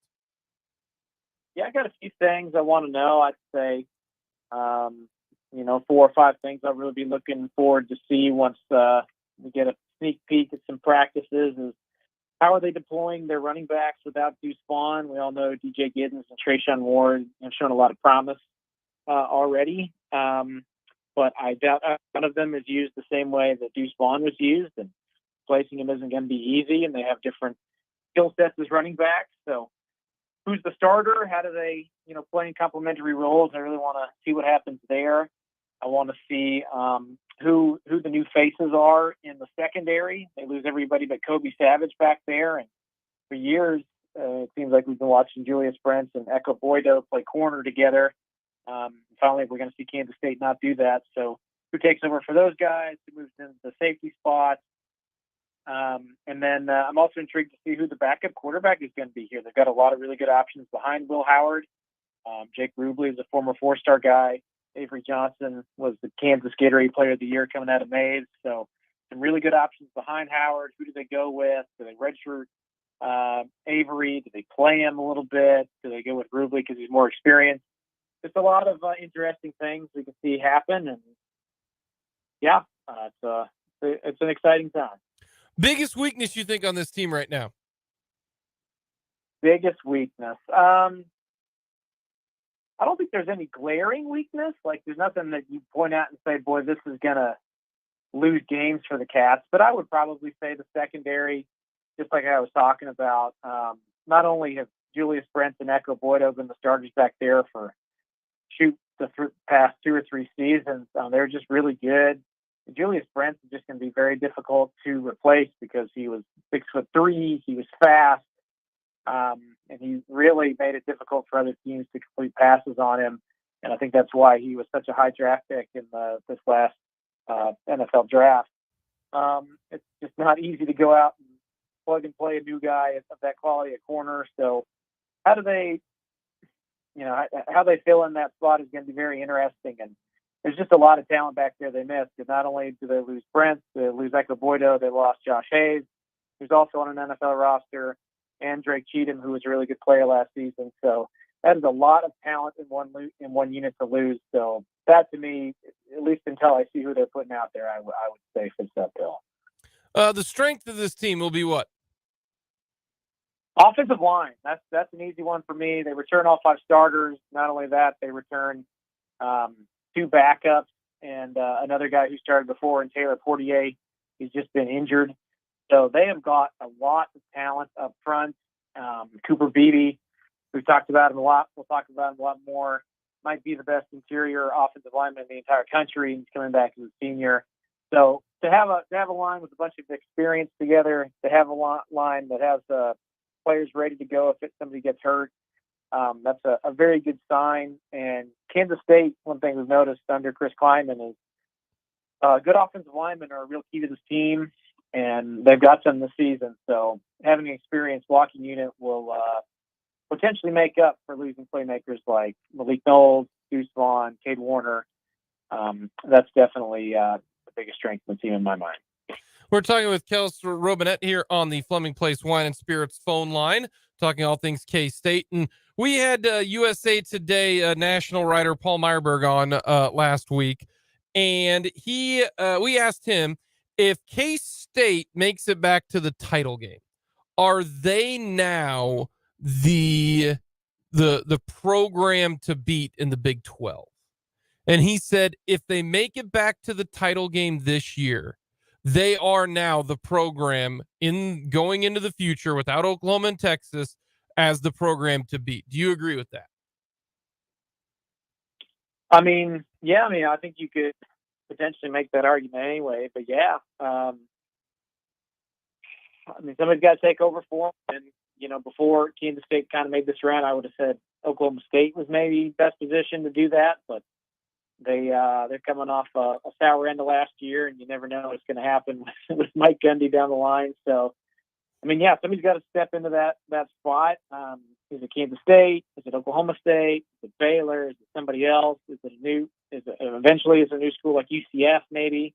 But yeah, especially in the short term, if Kansas State can flex their muscles this year a little bit, get back to the championship game, or honestly, if they can even just finish in the top 4 in the Big 12, I think that says a lot about where they're going and positions themselves well for the future. Do you think if K-State finishes 4th overall in this league, that won't be viewed as a little bit of a disappointment since they were preseason picked 2nd? It depends what their record is when they get it. Hey, buddy, I'm on the phone. Sorry. You're good, man. Hey, if anybody understands, it's me, Kellis. I think he's back watching TV or something. I would say it depends on what their record is. Like if they go 9-3 and they're still fourth somehow, then I don't know that that's necessarily a disappointment. If they go 7-5 and finish fourth, then yeah, that is probably a little bit of a letdown. So there's a lot of nuance in there, but yeah, I mean, fans are probably entering the season with higher expectations than people on the outside, so it'll probably be a little bit of a disappointment, sure. All right, let's do the college realignment issue right now. Colorado back. What excites you about Colorado being back? Well, I like Boulder. That's where I'll start. That's always been one of my favorite spots in the old conference. It's a fun trip out there. The stadium, football stadium's really, really unique. You get to see the mountains, and better than that, you even get to watch their buffalo run out on the field. So that's always a fun thing to see. Before they left, I always thought that was the best tradition of the conference, seeing the buffalo run around there. Honestly, it just kind of shows that the Big 12 isn't, sitting out there waiting for some other conference to devour them like they have been for so long. That's really the big thing, is that they've actually expanded, and Colorado could be a domino for 3 other Pac-12 teams here in the future. So that's probably the most significant part of it. Deion Sanders coming to the league is exciting. And maybe that opens up Colorado as a little bit more of a recruiting area for certain teams. I know Kansas State, that's where Colin Klein is from, so he likes to go out there and recruit now that they're back in the conference. Perhaps that makes recruiting out there easier and more of a sell. There's lots of pluses to it. The only negative I would say is that Colorado just hasn't been very good at really any of the big sports lately. You could even call them Kansas without basketball. So I guess the hope is Deion Sanders coaching the football team, they start to improve there, and they turn out to be a quality coach. All righty. Would you bring in all 3, the Arizona schools and Utah, turn this puppy into a 16-team conference? Is that what Commissioner Kellis Robinette would do? I mean, at this point, yeah, I think that's the best move for you. I'm not exactly a fan of 16 teams. I think 12 or 14 or even 10 is better. But with all the news that's out there right now, you got to be predatory. You got to go out. If you're not getting bigger, you're getting smaller. And if the opportunity is there to add Arizona State, and Utah, I think you've got to do it. It would give the Big 12 some more exposure out west. Arizona's a heck of a basketball brand, and they are getting a little bit better in football. Arizona State, I mean, you could easily call them the sleeping giants. If you've ever been to Phoenix, you know how big it is, and, how many athletes are out there, and how good the weather is outside of the summer. I've always wondered really why they haven't been better at sports with the recruiting base that they have right there in their own backyard. So you know what? Maybe they come into the Big 12 and they get a lot better. And Utah's won back-to-back Pac-12 titles in football, so they're obviously pretty good in that. And that would give BYU, that would get that rivalry back up and going. So, yeah, I would definitely be in favor of it. Yeah, Arizona State has a lot of talent, both on and off the actual playing surface. I can tell you that. That is a fact. All right, last two for the road, Kellis. All right, I asked you this earlier, but I want to see if I'm like deposing you here, ask you a whole bunch of times and see if you give me the same answer. So I'm going to ask you, how many wins does K-State have this year? I'm going to say 8. I think they go 8-4. You're pretty good, because you told me that number I have written down as well. You said that they went 8-4 last time. So if I were deposing you, well done, Kellis. And last thing that I have to ask you, it's very simple. What is your son watching right now? I believe he's watching the Paw Patrol spinoff called Rubble and Crew. Yes. Nick in there. They had some kind of crossover episode where the dogs were going to be on each other's show, and he was pretty fired up about it. So, have you seen the? I think that's what he's been like. He was probably yelling at me because the episode was over. I don't know. Have you seen the previews for the Paw Patrol movie? Is there a second one? Is there a new one? Yeah, there's. I don't. Is there a second? Wait, has there already been one? I mean, there was a few years ago. I've seen that movie. There's a new Paw Patrol movie coming out. Yeah, in 2023, the Paw Patrol Oh boy. Mighty Pups, the Mighty movie. Yeah, Paw Patrol. Yes. Okay. Well, no, I haven't seen that one yet. Yeah, well, it's coming out here. It says here it's coming out in. When is it going to be released? September of 2023, September 29th. So I know what Kellis is going to be doing sometime after September 29th. We went and we watched a movie, and that was one of the previews for the movie. And my son is excited about that one. Okay. I think that's even Kansas State's bye week. So, oh boy, I probably will get drugged at the theater that weekend. There we go. We know what Kellis is doing. Kellis, I'm going to ask you during the bye week. You're gonna be our movie critic. Check it out. You can look at the trailer already. It actually doesn't look bad. I like Paw Patrol. I'm a Paw Patrol fan. It's a lot better than the other garbage that you can watch. You know, the first movie I don't remember being awful, so I'll side with you on that one. All right, last bonus question. Who's your favorite Paw Patrol character? Oh, jeez.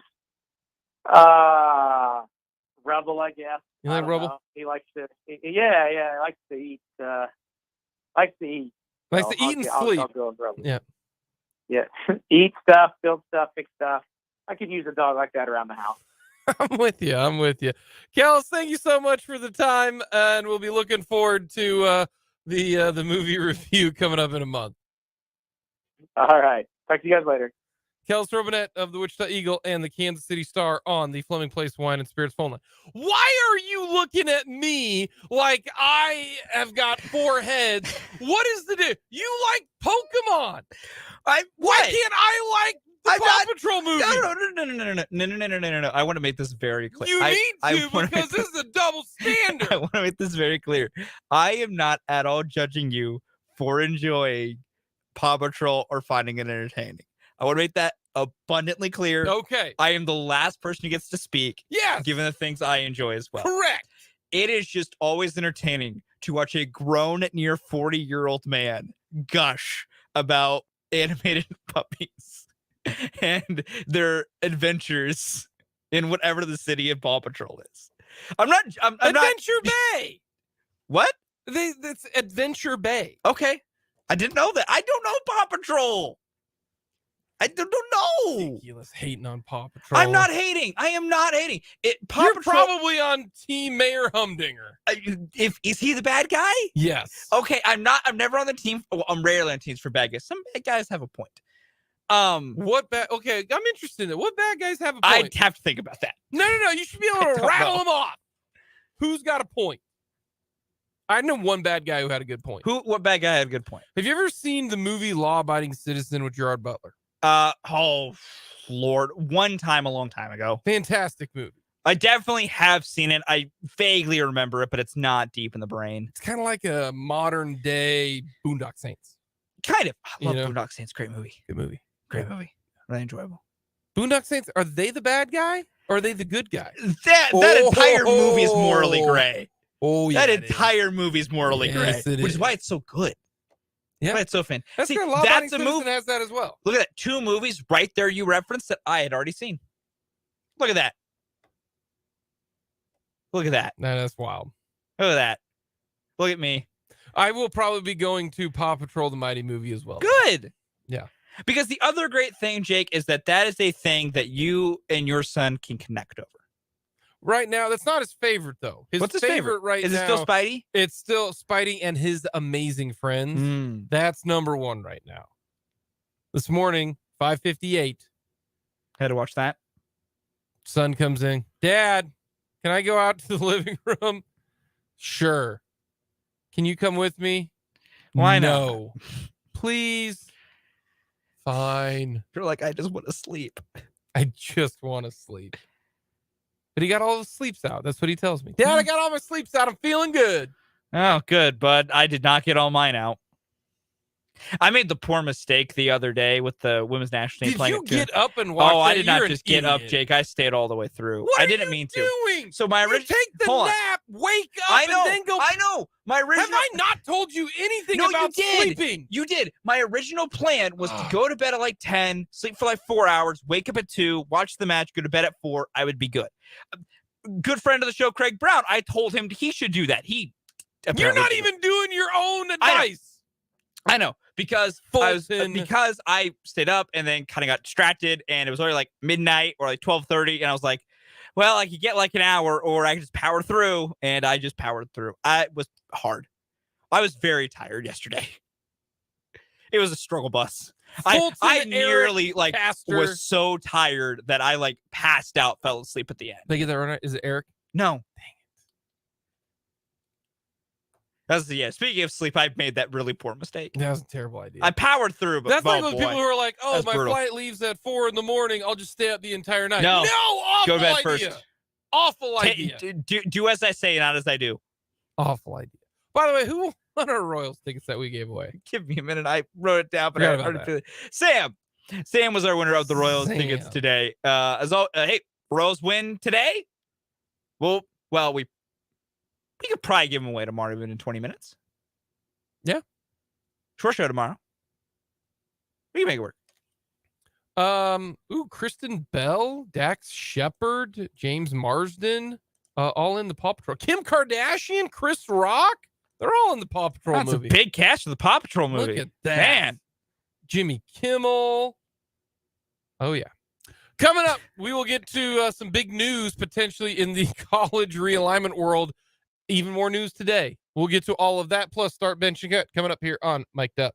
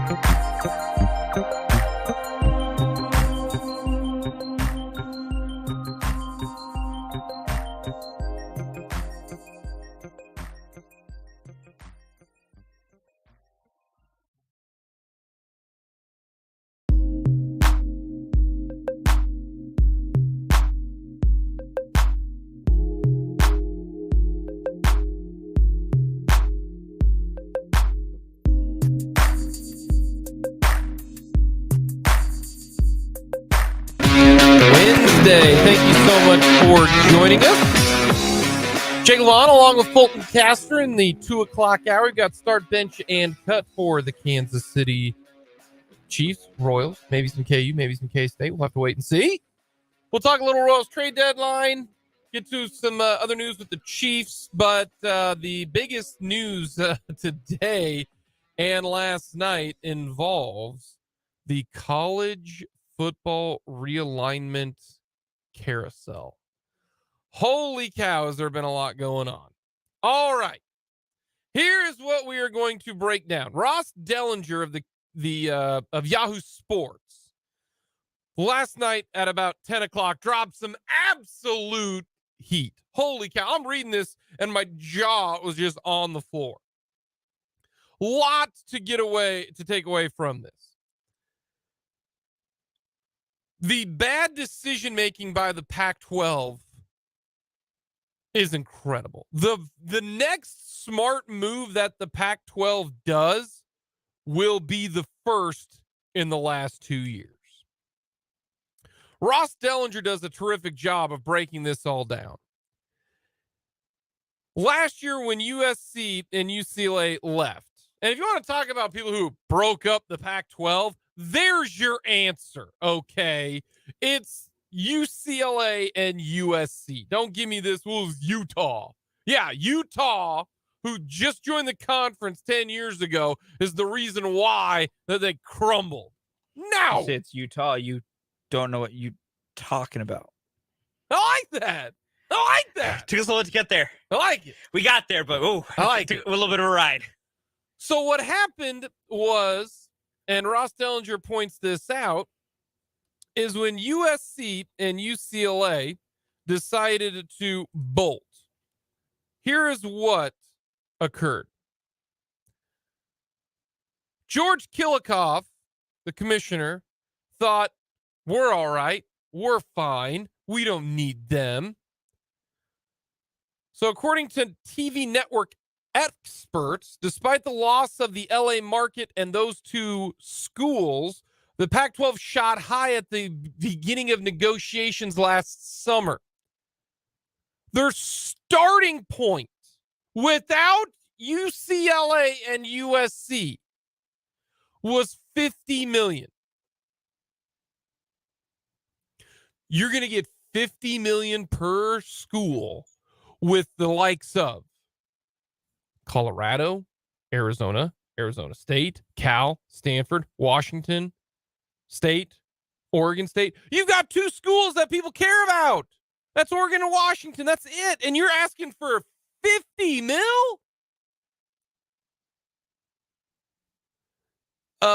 Yeah. People are going to look at you and go, yeah, that's not going to happen. So one, you got to know your worth. You have to know. If I went to my boss right now and said, boss man, I want $200,000 a year. I want to raise. He'd laugh you out of the room. You're damn right he is, and that's what $50 million a year. I bet all the TV people looked at George Kilikoff going, Are you high? Did you take an edible? Like, what are you doing? So what are you smoking, and can I have some? An overvalue is what that occurred. So number one, thought the conference was better than what it was. That's part one of your problem. Then you got really greedy in an asking price, which kind of goes back to what it was. Then you waited too long to get a deal. That's the problem, because the Big 12 and Brett Yormark swooped in, got a deal done before you. And do you remember during Pac-12 media days, George Kilikoff said, yeah, the longer you go, the more options you have. Yes. Wrong choice, Joyce. That's not how that works. Because right now, you ready? ESPN doesn't have any room. Fox doesn't have any room. You were left with Apple. You had the opposite. So the Big 12 comes in and swoops in, grabs BYU, grabs Cincinnati, two of the better programs at the G5 level, and honestly, two better programs than Cal, than Stanford, than Washington State, and then Oregon State. Those are 4 better programs than those 4 schools. Yeah. And they get a better TV deal. And they got 3 time zones. They got them on the East Coast time because of UCF. It was much, much smarter. So Yormark got it done. And he said, you know what? We'll start a little bit low, and then we'll gain it, and we'll grow, and we'll grow. So you've got right now, thought the conference was better than what it was, asked way too much, waited too long, Big 12 jumped you, and that's not even the worst part. That's not even the worst part. You ready for this? When Oklahoma and Texas left the Big 12, I did not realize this.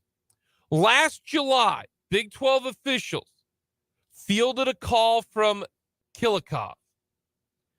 USC and UCLA had just announced their pending partnerships from the Pac-12. In its attempt to preserve his conference, Killikov wanted to know if the Big 12 administrators were still interested in a proposal that then Bob Bowlesby made to the Pac-12 a year before, after Oklahoma and Texas announced their departure. Last July, the Big 12, this would have been 2 years ago, the Big 12 reached out and was like, hey, do you want to merge? All right. Our 8 schools plus your 12 schools will make it a 20-school conference. We'll have an East and a West, and we can do cross and all that kind of stuff. Killikov turned it down. Guess what? A year later, according to Ross Dellinger, he was there willing to accept it now. Except Big 12, they're like, nah, fam. Yeah, we good. We're good. We got 50 million coming our way. They're like, we extended you that lifeline last time. Yeah. Mm-hmm. And you said no. Well, guess what, son? We're good. Yeah, we don't need you. You had your opportunity. Yeah. You know what we can do? Yeah. Laugh. We'll take a few of your teams. Yeah. So now seats on the bus are full. Exactly. So you had another wrong decision. Yep. When it comes to that. Another one. The other wrong decision that they had. You said it earlier. If you're not growing, you're getting smaller. Mm-hmm. The Pac-12 stayed at 12. You could have added BYU. You could have added San Diego State. Yep. Those two. They really could have added San Diego State if they, you know what, or got off the pot. Yeah, and same thing with BYU. BYU could have done it. So how many bad decisions have the Pac-12 has made? A ton of them. Now you've got Arizona and Arizona State. Are they going to stay together? They don't have to. They like to. It's kind of like the Oklahoma State situation where everyone wanted them to, but they're not binded together. Well, now what happens? Well, some more news just came out today, and it is from Dan Wetzel, who's been covering this as well. And he says here, the Big Ten has begun preliminary talks to potentially add Oregon, Washington, Cal, and Stanford. This just came out today from Dan Wetzel, and he puts out there this. The Big Ten has begun discussions about expanding memberships to 18 or even 20. Right now, they're at 16 with USC and UCLA. Schools be considered are Oregon and Washington if the league adds 2 schools, and then Cal and Stanford if it wants to move to 20. The discussions are in the very early stage. No decision on whether to expand or stay at 16 has been made. The Big Ten also patiently waits to see what's going to happen with the Pac-12. However, ballooning to as many as 20 teams, not ideal, is a real possibility. It's especially true if the Pac-12 falls apart. A group of 4 Big Ten university presidents began the preliminary process on Wednesday. Big Ten schools will receive a minimum of $50 million a year, with games mostly appearing on linear television. That number is expected to grow annually. Last week, Colorado left to join the Big 12. Well, the Pac-12 at the risk of splintering, Oregon, Washington, Cal, and Stanford renew their push to the Big Ten and are seeking a richer harbor for their programs. The Big Ten has been reluctant to move to 20 teams, even if college athletics believe super conferences are inevitable. The move would give the Big Ten control of the West Coast, especially California, as well as operates primetime out west and late night in the East. Cal and Stanford have been less successful as late, but bring the massive Bay Area not just for football viewership, but attracting potential students and connecting with corporate partners. One source tossed out the possibility of playing the Big Ten championship game some years in the Rose Bowl rather than Lucas Oil. The remaining so-called four-corner schools, Arizona, Arizona State, and Utah, would almost certainly leave for the Big 12, making that league 16 teams strong. They may do so before the Big 10 acts. Unknown is if the SEC, which will move to 16 teams by adding Texas and Oklahoma, would consider a countermove to the Midwest or go to 20 schools. Then there is Notre Dame.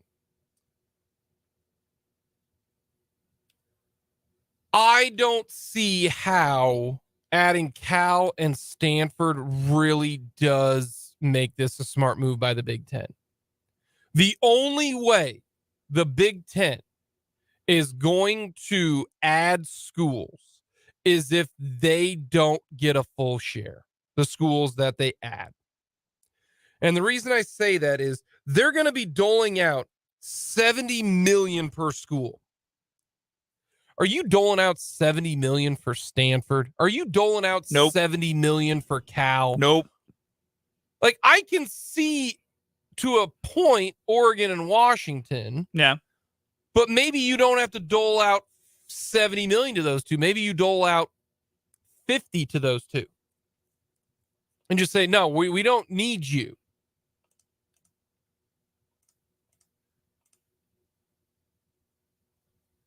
There's too much smoke right now to say that the Pac-12 is going to survive. There's too much smoke. If I am Arizona and I am Arizona State, I am joining, and I am Utah, I am joining the Big 12 as soon as I possibly can. Utah, I don't care if you feel like, oh, the Pac-12 gave us a lifeline to join the Power 5. I don't care. I don't care that it looks like you're joining BYU. I don't care. No, join BYU. That's a good thing. No, not according to Utah people. Well, they're stupid. Join your rivals. That's always good. The point of conference realignment has nothing to do with history, with tradition, with any of that. And loyalty has nothing to do with that. Nothing. There can be two things can be true at the same time. I can't stand what's happening to college athletics. It's awful. Having USC and UCLA in the Big Ten is stupid. Having Nebraska in the Big Ten is dumb. Mm-hmm. Having Oklahoma in the SEC is ridiculous. The most ridiculous thing is Maryland in the Big Ten. That is preposterous. Also, Rutgers in the Big Ten makes no sense. Preposterous. They're in New Jersey. Okay. I can't stand it. The fact that the Bedlam rivalry won't be played for who knows how long. I'm still upset that Nebraska and K-State are not playing. Missouri and KU, that rivalry still there amongst the fans, but it doesn't have the same sexiness. It's awful. Yeah. I cannot stand this. It's stupid. But I also live in reality. Yeah. And the way that this works is everybody talks about, oh, what killed the Pac-12? There's one thing and one thing only that has killed college athletics. And it's not NIL. It ain't the transfer portal. It's not Will Howard getting money. It isn't, Casey there at KU getting some Applebee's money. It ain't that, all right? It's not that, oh, these kids get to go to another school for free and it's free agency and the coaches have to keep recruiting their players. No, that ain't what killing college athletics. The almighty dollar and greed is what killed college athletics and what we have known. That is it. We want more. When college athletics decided that we needed to have the fanciest stuff and the best stuff over what makes more sense, which is, to me, the teams you play. K-State and Nebraska not playing. K-State and Oklahoma now not playing. KU and Missouri not playing. West Virginia and Pittsburgh not playing.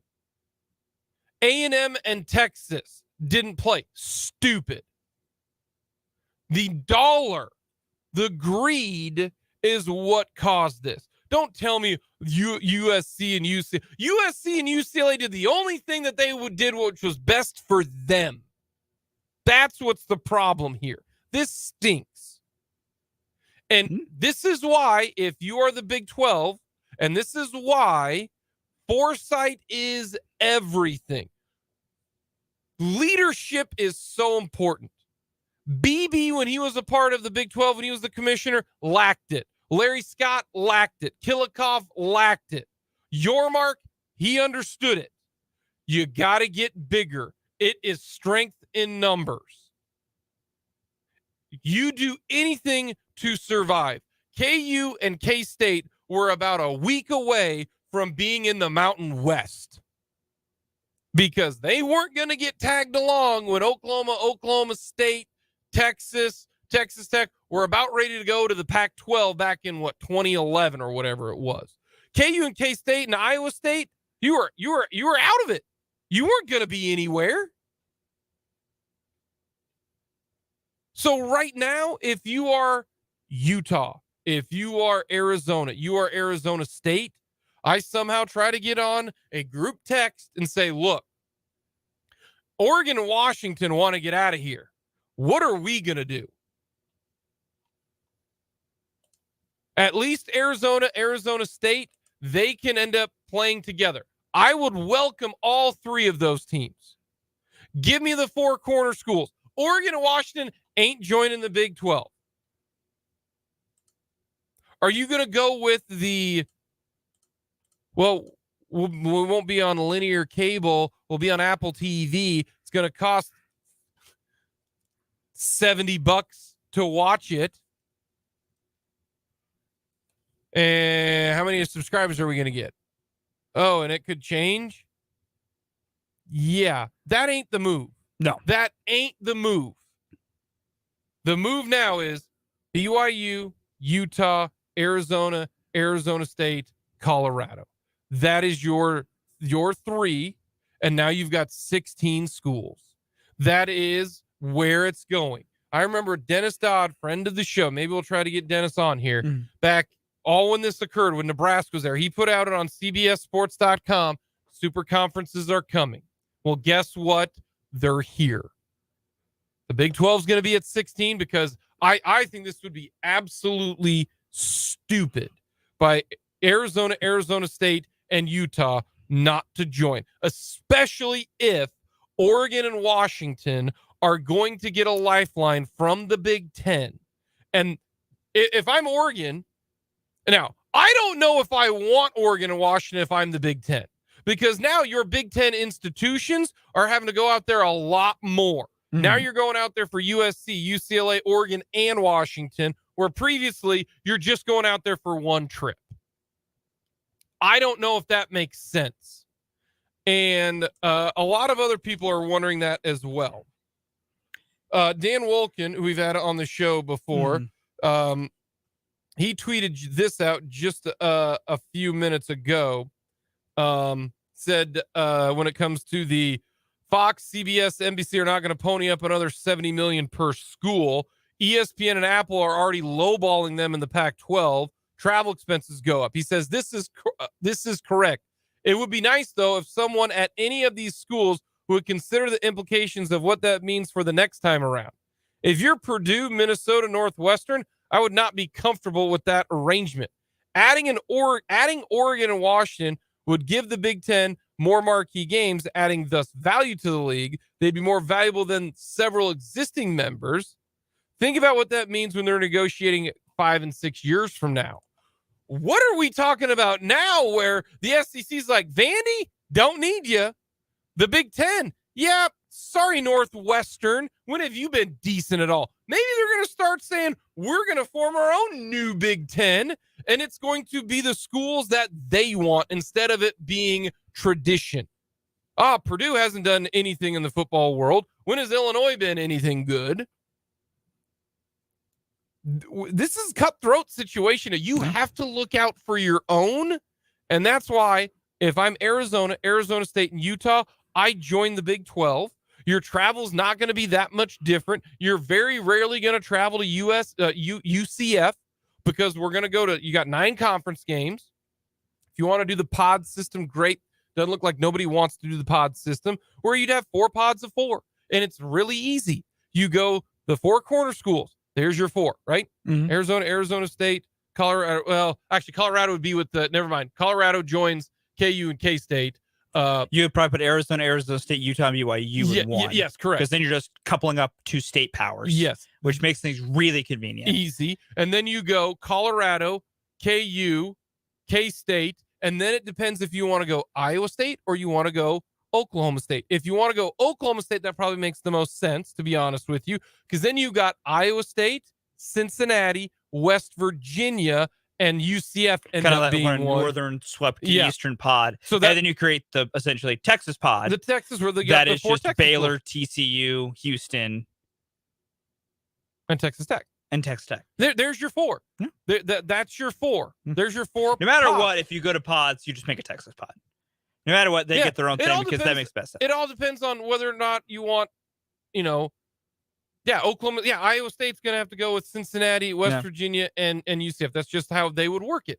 And you're not going to go play everybody. Travel isn't going to be terrible, but that's what you would do. And that's going to generate the most money for Oregon or for Washington or for Utah, Arizona State.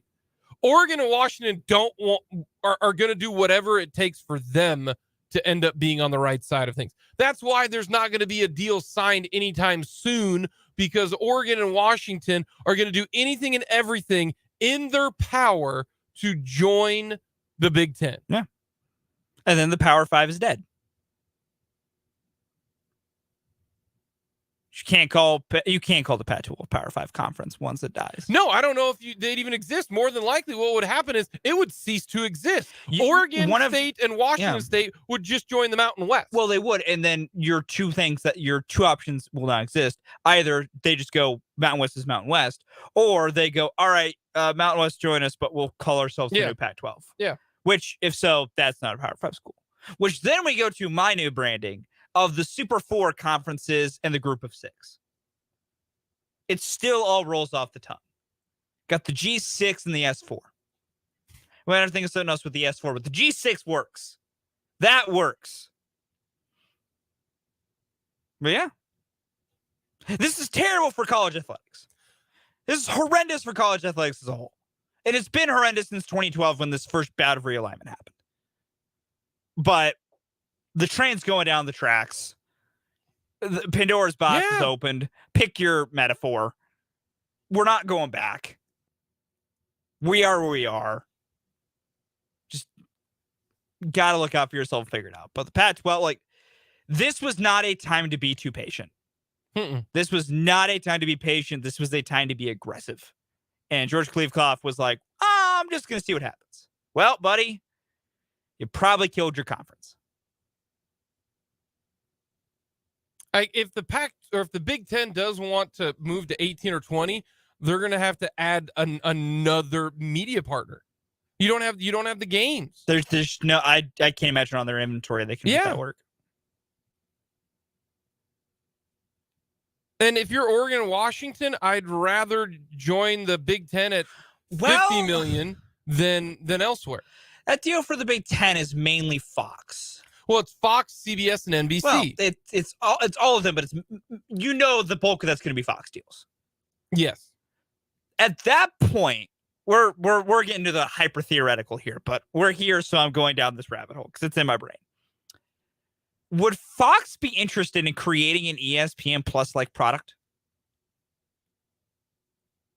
to increase the inventory the potential inventory? It's not great, but in the world we're moving into, in the world in media we're moving into, where streaming and doing things in that sphere is more than likely, because the Big 12, their benefit that they like, extra games we need to eat them to that aren't the big sexy matchups, go on ESPN Plus. The ACC, they sometimes do some stuff on ESPN Plus. You like that ability to just stick those there. They're not your highlight things, but your fans can always access them. Would Fox be against creating something like that to stick all extra Big Ten games on? Like, it's not ideal, but... From the text line, why did we need UCF? I don't get that. Is it just the Orlando market? One, you get Florida for recruiting. You get a pop into the Florida pipeline. Two, you get the biggest school in Florida, which is Central Florida. The massive alumni base of UCF is very helpful. And you get the East Coast time zone. You get a better part of the East Coast time zone. Like, you kind of had it with West Virginia. You've now entrenched it a little bit more.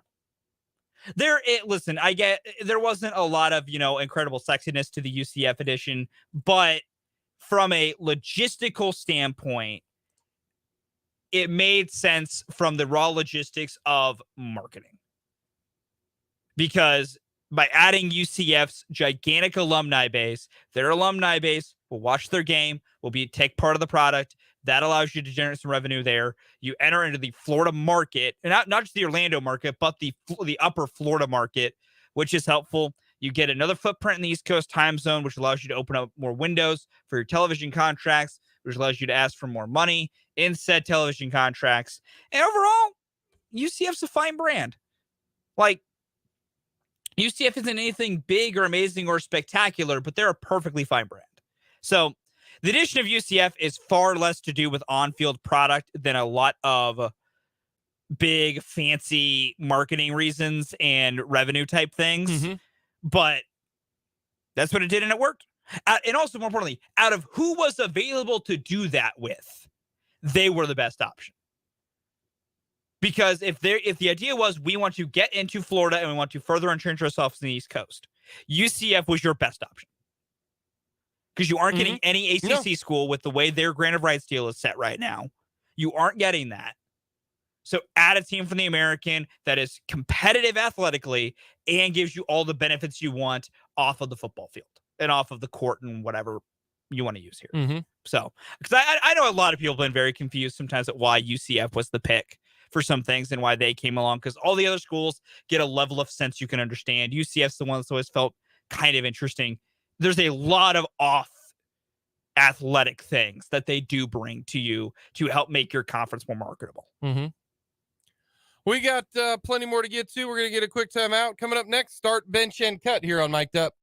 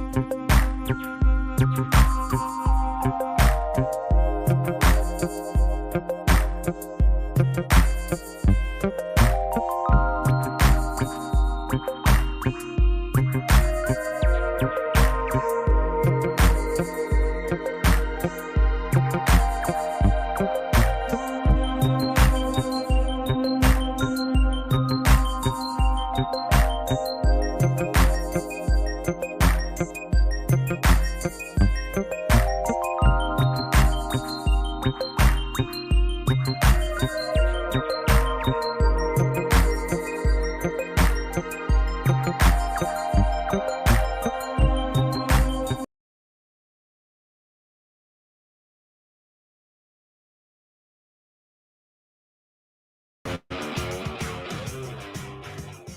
righty, we are going to go with a college realignment. All right. Oh boy. Who would you want more? Start, bench, Okay. cut. Arizona, Arizona State, Utah. Start Utah, bench Arizona, cut Arizona State. Easy. For me personally, love Utah. They've made me a lot of money in my life, so I would love to reward them for that hard work. More importantly, as much as I believe the Big 12 and their idea to become a basketball conference, that becomes the thing they're going to market themselves best with, is their basketball. And that Arizona fits the best for that. Okay. Arizona, historically, really amazing basketball school. Utah adds the most on the football field. Nothing else, though. They're semi-competitive in other sports. It's not great, but that's why the best word I can use is semi-competitive. But football makes the world go round, as we've all talked about. Mm-hmm. And if that's where we are, I think Utah has to be at the top of the list. Plus, I think they're a nice natural rivalry fit with BYU. You turn the Holy War from just a regular rivalry into a conference rivalry, which will add some better stuff to that. Just it fits a little better with some of those things. Arizona goes to number 2 because of their basketball program. Because if you're going to do anything at Arizona, keep doing what you're trying to do. Arizona State, come on down if Arizona's coming. If Arizona's not coming, why do we need the Sun Devils? Do we need a party school? Do we need all the parties in Tempe? Yeah. It's a good time. I've been down to Tempe. Yeah. I've been to Arizona State. Been to Scottsdale. It's a good time. Nice. It's a good time. That area is fun, but I just, outside of the entertainment you get there, I don't really get that. You ready for this? If Arizona State joins the league, if you are in college or just out of college, like let's say you're 20, I'll go 27 and under. Let's say you go to KU, okay? And Arizona State's in the league, and KU plays at Arizona State. Man, you're skipping class Friday. You fly down Thursday night. You stay in Arizona. You stay in Phoenix, Scottsdale, Tempe. You go out Friday night, Saturday night, and then you fly back late Sunday. Like, you got to. Like, I'm telling you, Arizona State, they do it right. They do. That's what I'm saying. Like, if you like just graduated, you know, you're 22 years old, went to K-State. K-State's on the road to Tempe, taking on the Sun Devils on a Saturday night at 6 o'clock. You gotta go. Like, you gotta go. You do. I don't know if that's what's best for them, though. Yes, man, you're 22. Yeah, that's go fair. live it up. Go have a good time. Go have fun. Got all sorts of bars and the 20s, your 20s are times for making mistakes. That ain't a mistake. Going down there, that's the correct thing to do. Yeah, that's fair enough. Start, bench, cut, Jake. Guys you think should or will be traded this offseason. Eduardo Olivares, Salvador Perez. Hold on, I gotta write him down here. Oh, God. 3 names is hard for Jay to keep track of. Edward, Eddie O, Sal, Brady Singer. By do you think they will, or in your own mind also, should they? Well, that's 2 different words. You know what? For simplistic sake, we'll go with should. Should. We'll go with who you think ranking these needs to be traded this offseason. Okay, not what will occur. Yeah, no, we're gonna because I'm gonna give you a chance to make your case for why certain guys should go, or maybe in the reverse, why some guys should stay if they're low on your list. Well, starting that, it's Edward Olivares. Like, okay, he should have been. You're big on just he should have. Let's move on from Eddie. He should have been gone yesterday. Yeah, well, They should have. You could have gotten a 19-year-old kid from Venezuela who throws 95 is better for the organization than Edward Olivares. Huh? Okay, maybe they weren't getting offered that. Who knows? Then you take a 15-year-old kid with the years of control Eddie has. You don't just take anything. You draw a line of what you want, and if you don't get it immediately, you revisit in the offseason. So you start Ed, but I do get the idea of saying you need to move on. I get that. Then I bench Singer. Okay.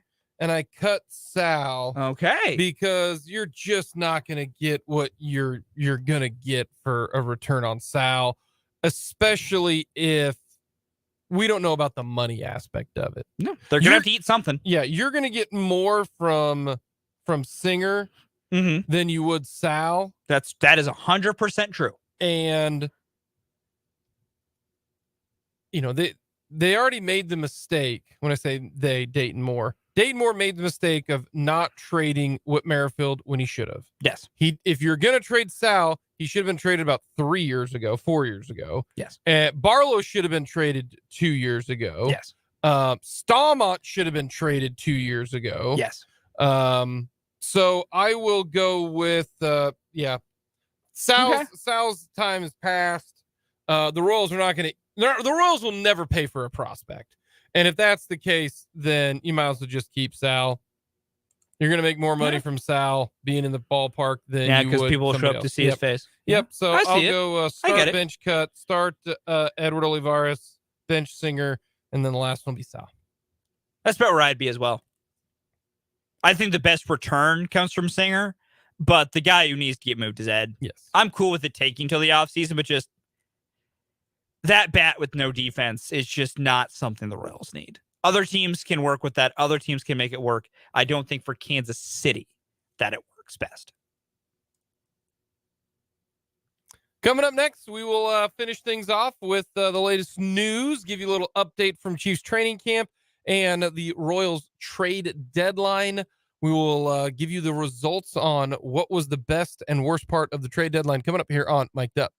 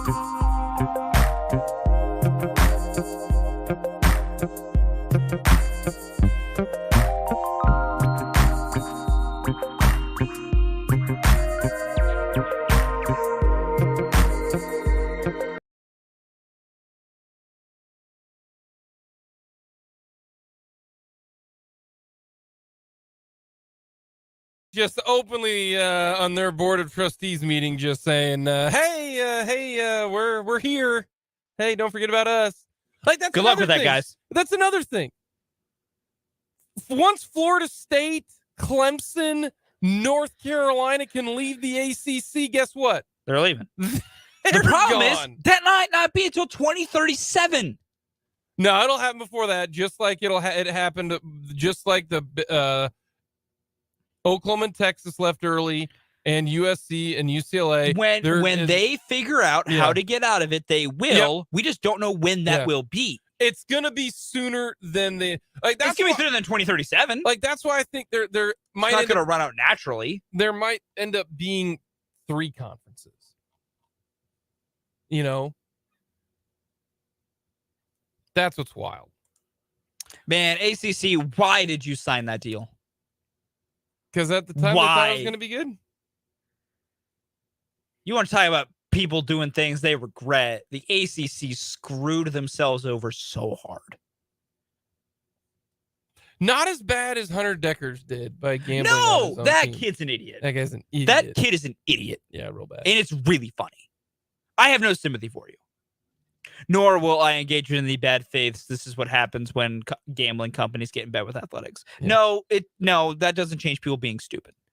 Just because there's better better access to something means the really stupid people are going to be more susceptible to doing the stupid thing. Didn't change that they're idiots before. Yeah, you can't fix stupid. No, you can't fix stupid. Yeah, Hunter Deckers was going to do something stupid no matter what if he was dumb enough to do this. FSU President Rick McCullough. Our goal would be to stay in the ACC, but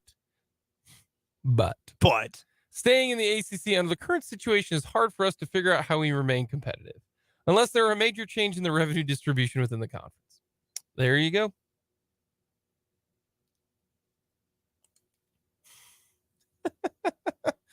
President Rick McCullough. Obviously, we're not satisfied with our current situation. Florida State's mad. Clemson's mad. North Carolina's mad. Everybody's mad. Unless you're in the SEC or the Big Ten, or right now, the it's not going to work. No. It's not going to work. No. Not going to work. No. Best trade that the Royals did was what? Scott Barlow for Henry Williams. And I guess Jesus Rios. Man, I don't know if Jesus Rios will ever do literally anything. Wasn't that great in the Mexican independent leagues. Randomly signed by the Padres this year. He's 21 already. I don't know. But Henry Williams just excites me because of what he could be if he gets back to what he was. Because what he was a guy who could throw mid to upper 90s, great slider, solid changeup, good 6'5" frame that you like for a pitcher, and really good command. Solid mid-rotation guy. A thing the Royals desperately need. And to have a chance to get one of those by trading away Scott Barlow is great work. It might not become anything. He might not help at all the way you want him to help. But the fact that you can hope and wish about it is a good call.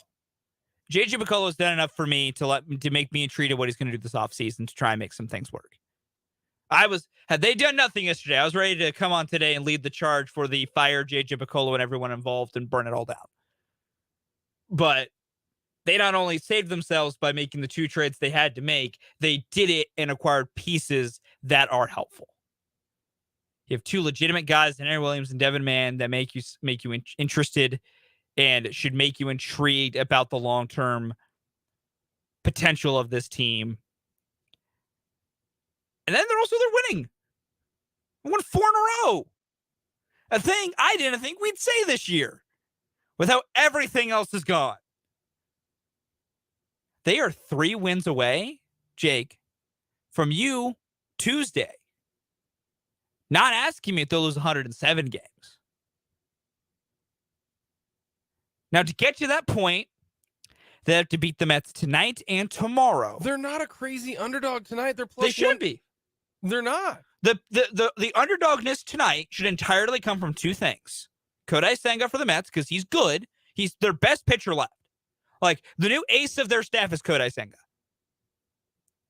And then Cole Reagan's in his second start for the Royals. We don't know what it's going to look like. He was good in start 1, but it wasn't perfect. And he's not been perfect down in Omaha. So there's a chance tonight's a little rough for him. Who knows? But you win tonight, you win tomorrow, your 7th win in a row. I'm going to get the schedule pulled up here because I don't have it memorized off the top of my head. If I did, I'd be kind of crazy. Your 7th win in a row would have to be beating the Phillies in Philadelphia. Easy. I don't know if I'd call that easy. I don't know if I'd use the word easy to describe that. Considering the Phillies are second in the National League East at 58-49. Who would they even be? Do they have the pitching matchup ready for that? No, they don't. I'm just now. But the Royals are plus 148 today. The Mets are minus 176. That ain't It's not crazy. And I'm not going to say it's crazy that they win tonight. It's not, because the Mets are faltering and failing, and the Royals are looking good. For what's worth, that Friday matchup where the Royals could go for 7 in a row would be Jordan Lyles versus Aaron Nola. Perfect. Not good at all. Lyles is pitching well. Sure. Coming up next, we will wrap things up with the mic drop.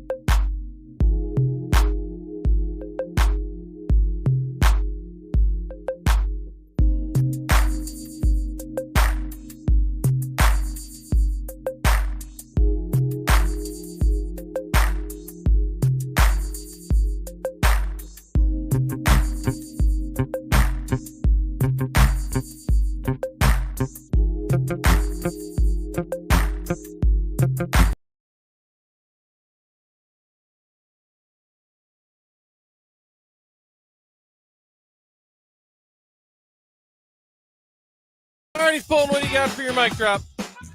The Royals had an intriguing trade deadline. Enough so that I'm fascinated by what they'll do this offseason. So, good job, JJ Piccolo. You've saved your job a little bit longer. The Pac-12 now has just a gigantic dose of karma. The Big 12 was like, hey, help us. The Pac-12 said, no. Nah, man. Now the Pac-12 is like, hey, Big 12, we're interested in that deal again. And the Big 12 said, new phone, who dis? Man, talk about making some bad decisions. Coming up tomorrow, we got a short edition with Royals Day Baseball. We got 580 Sports Talk coming up next here on Mic'd Up.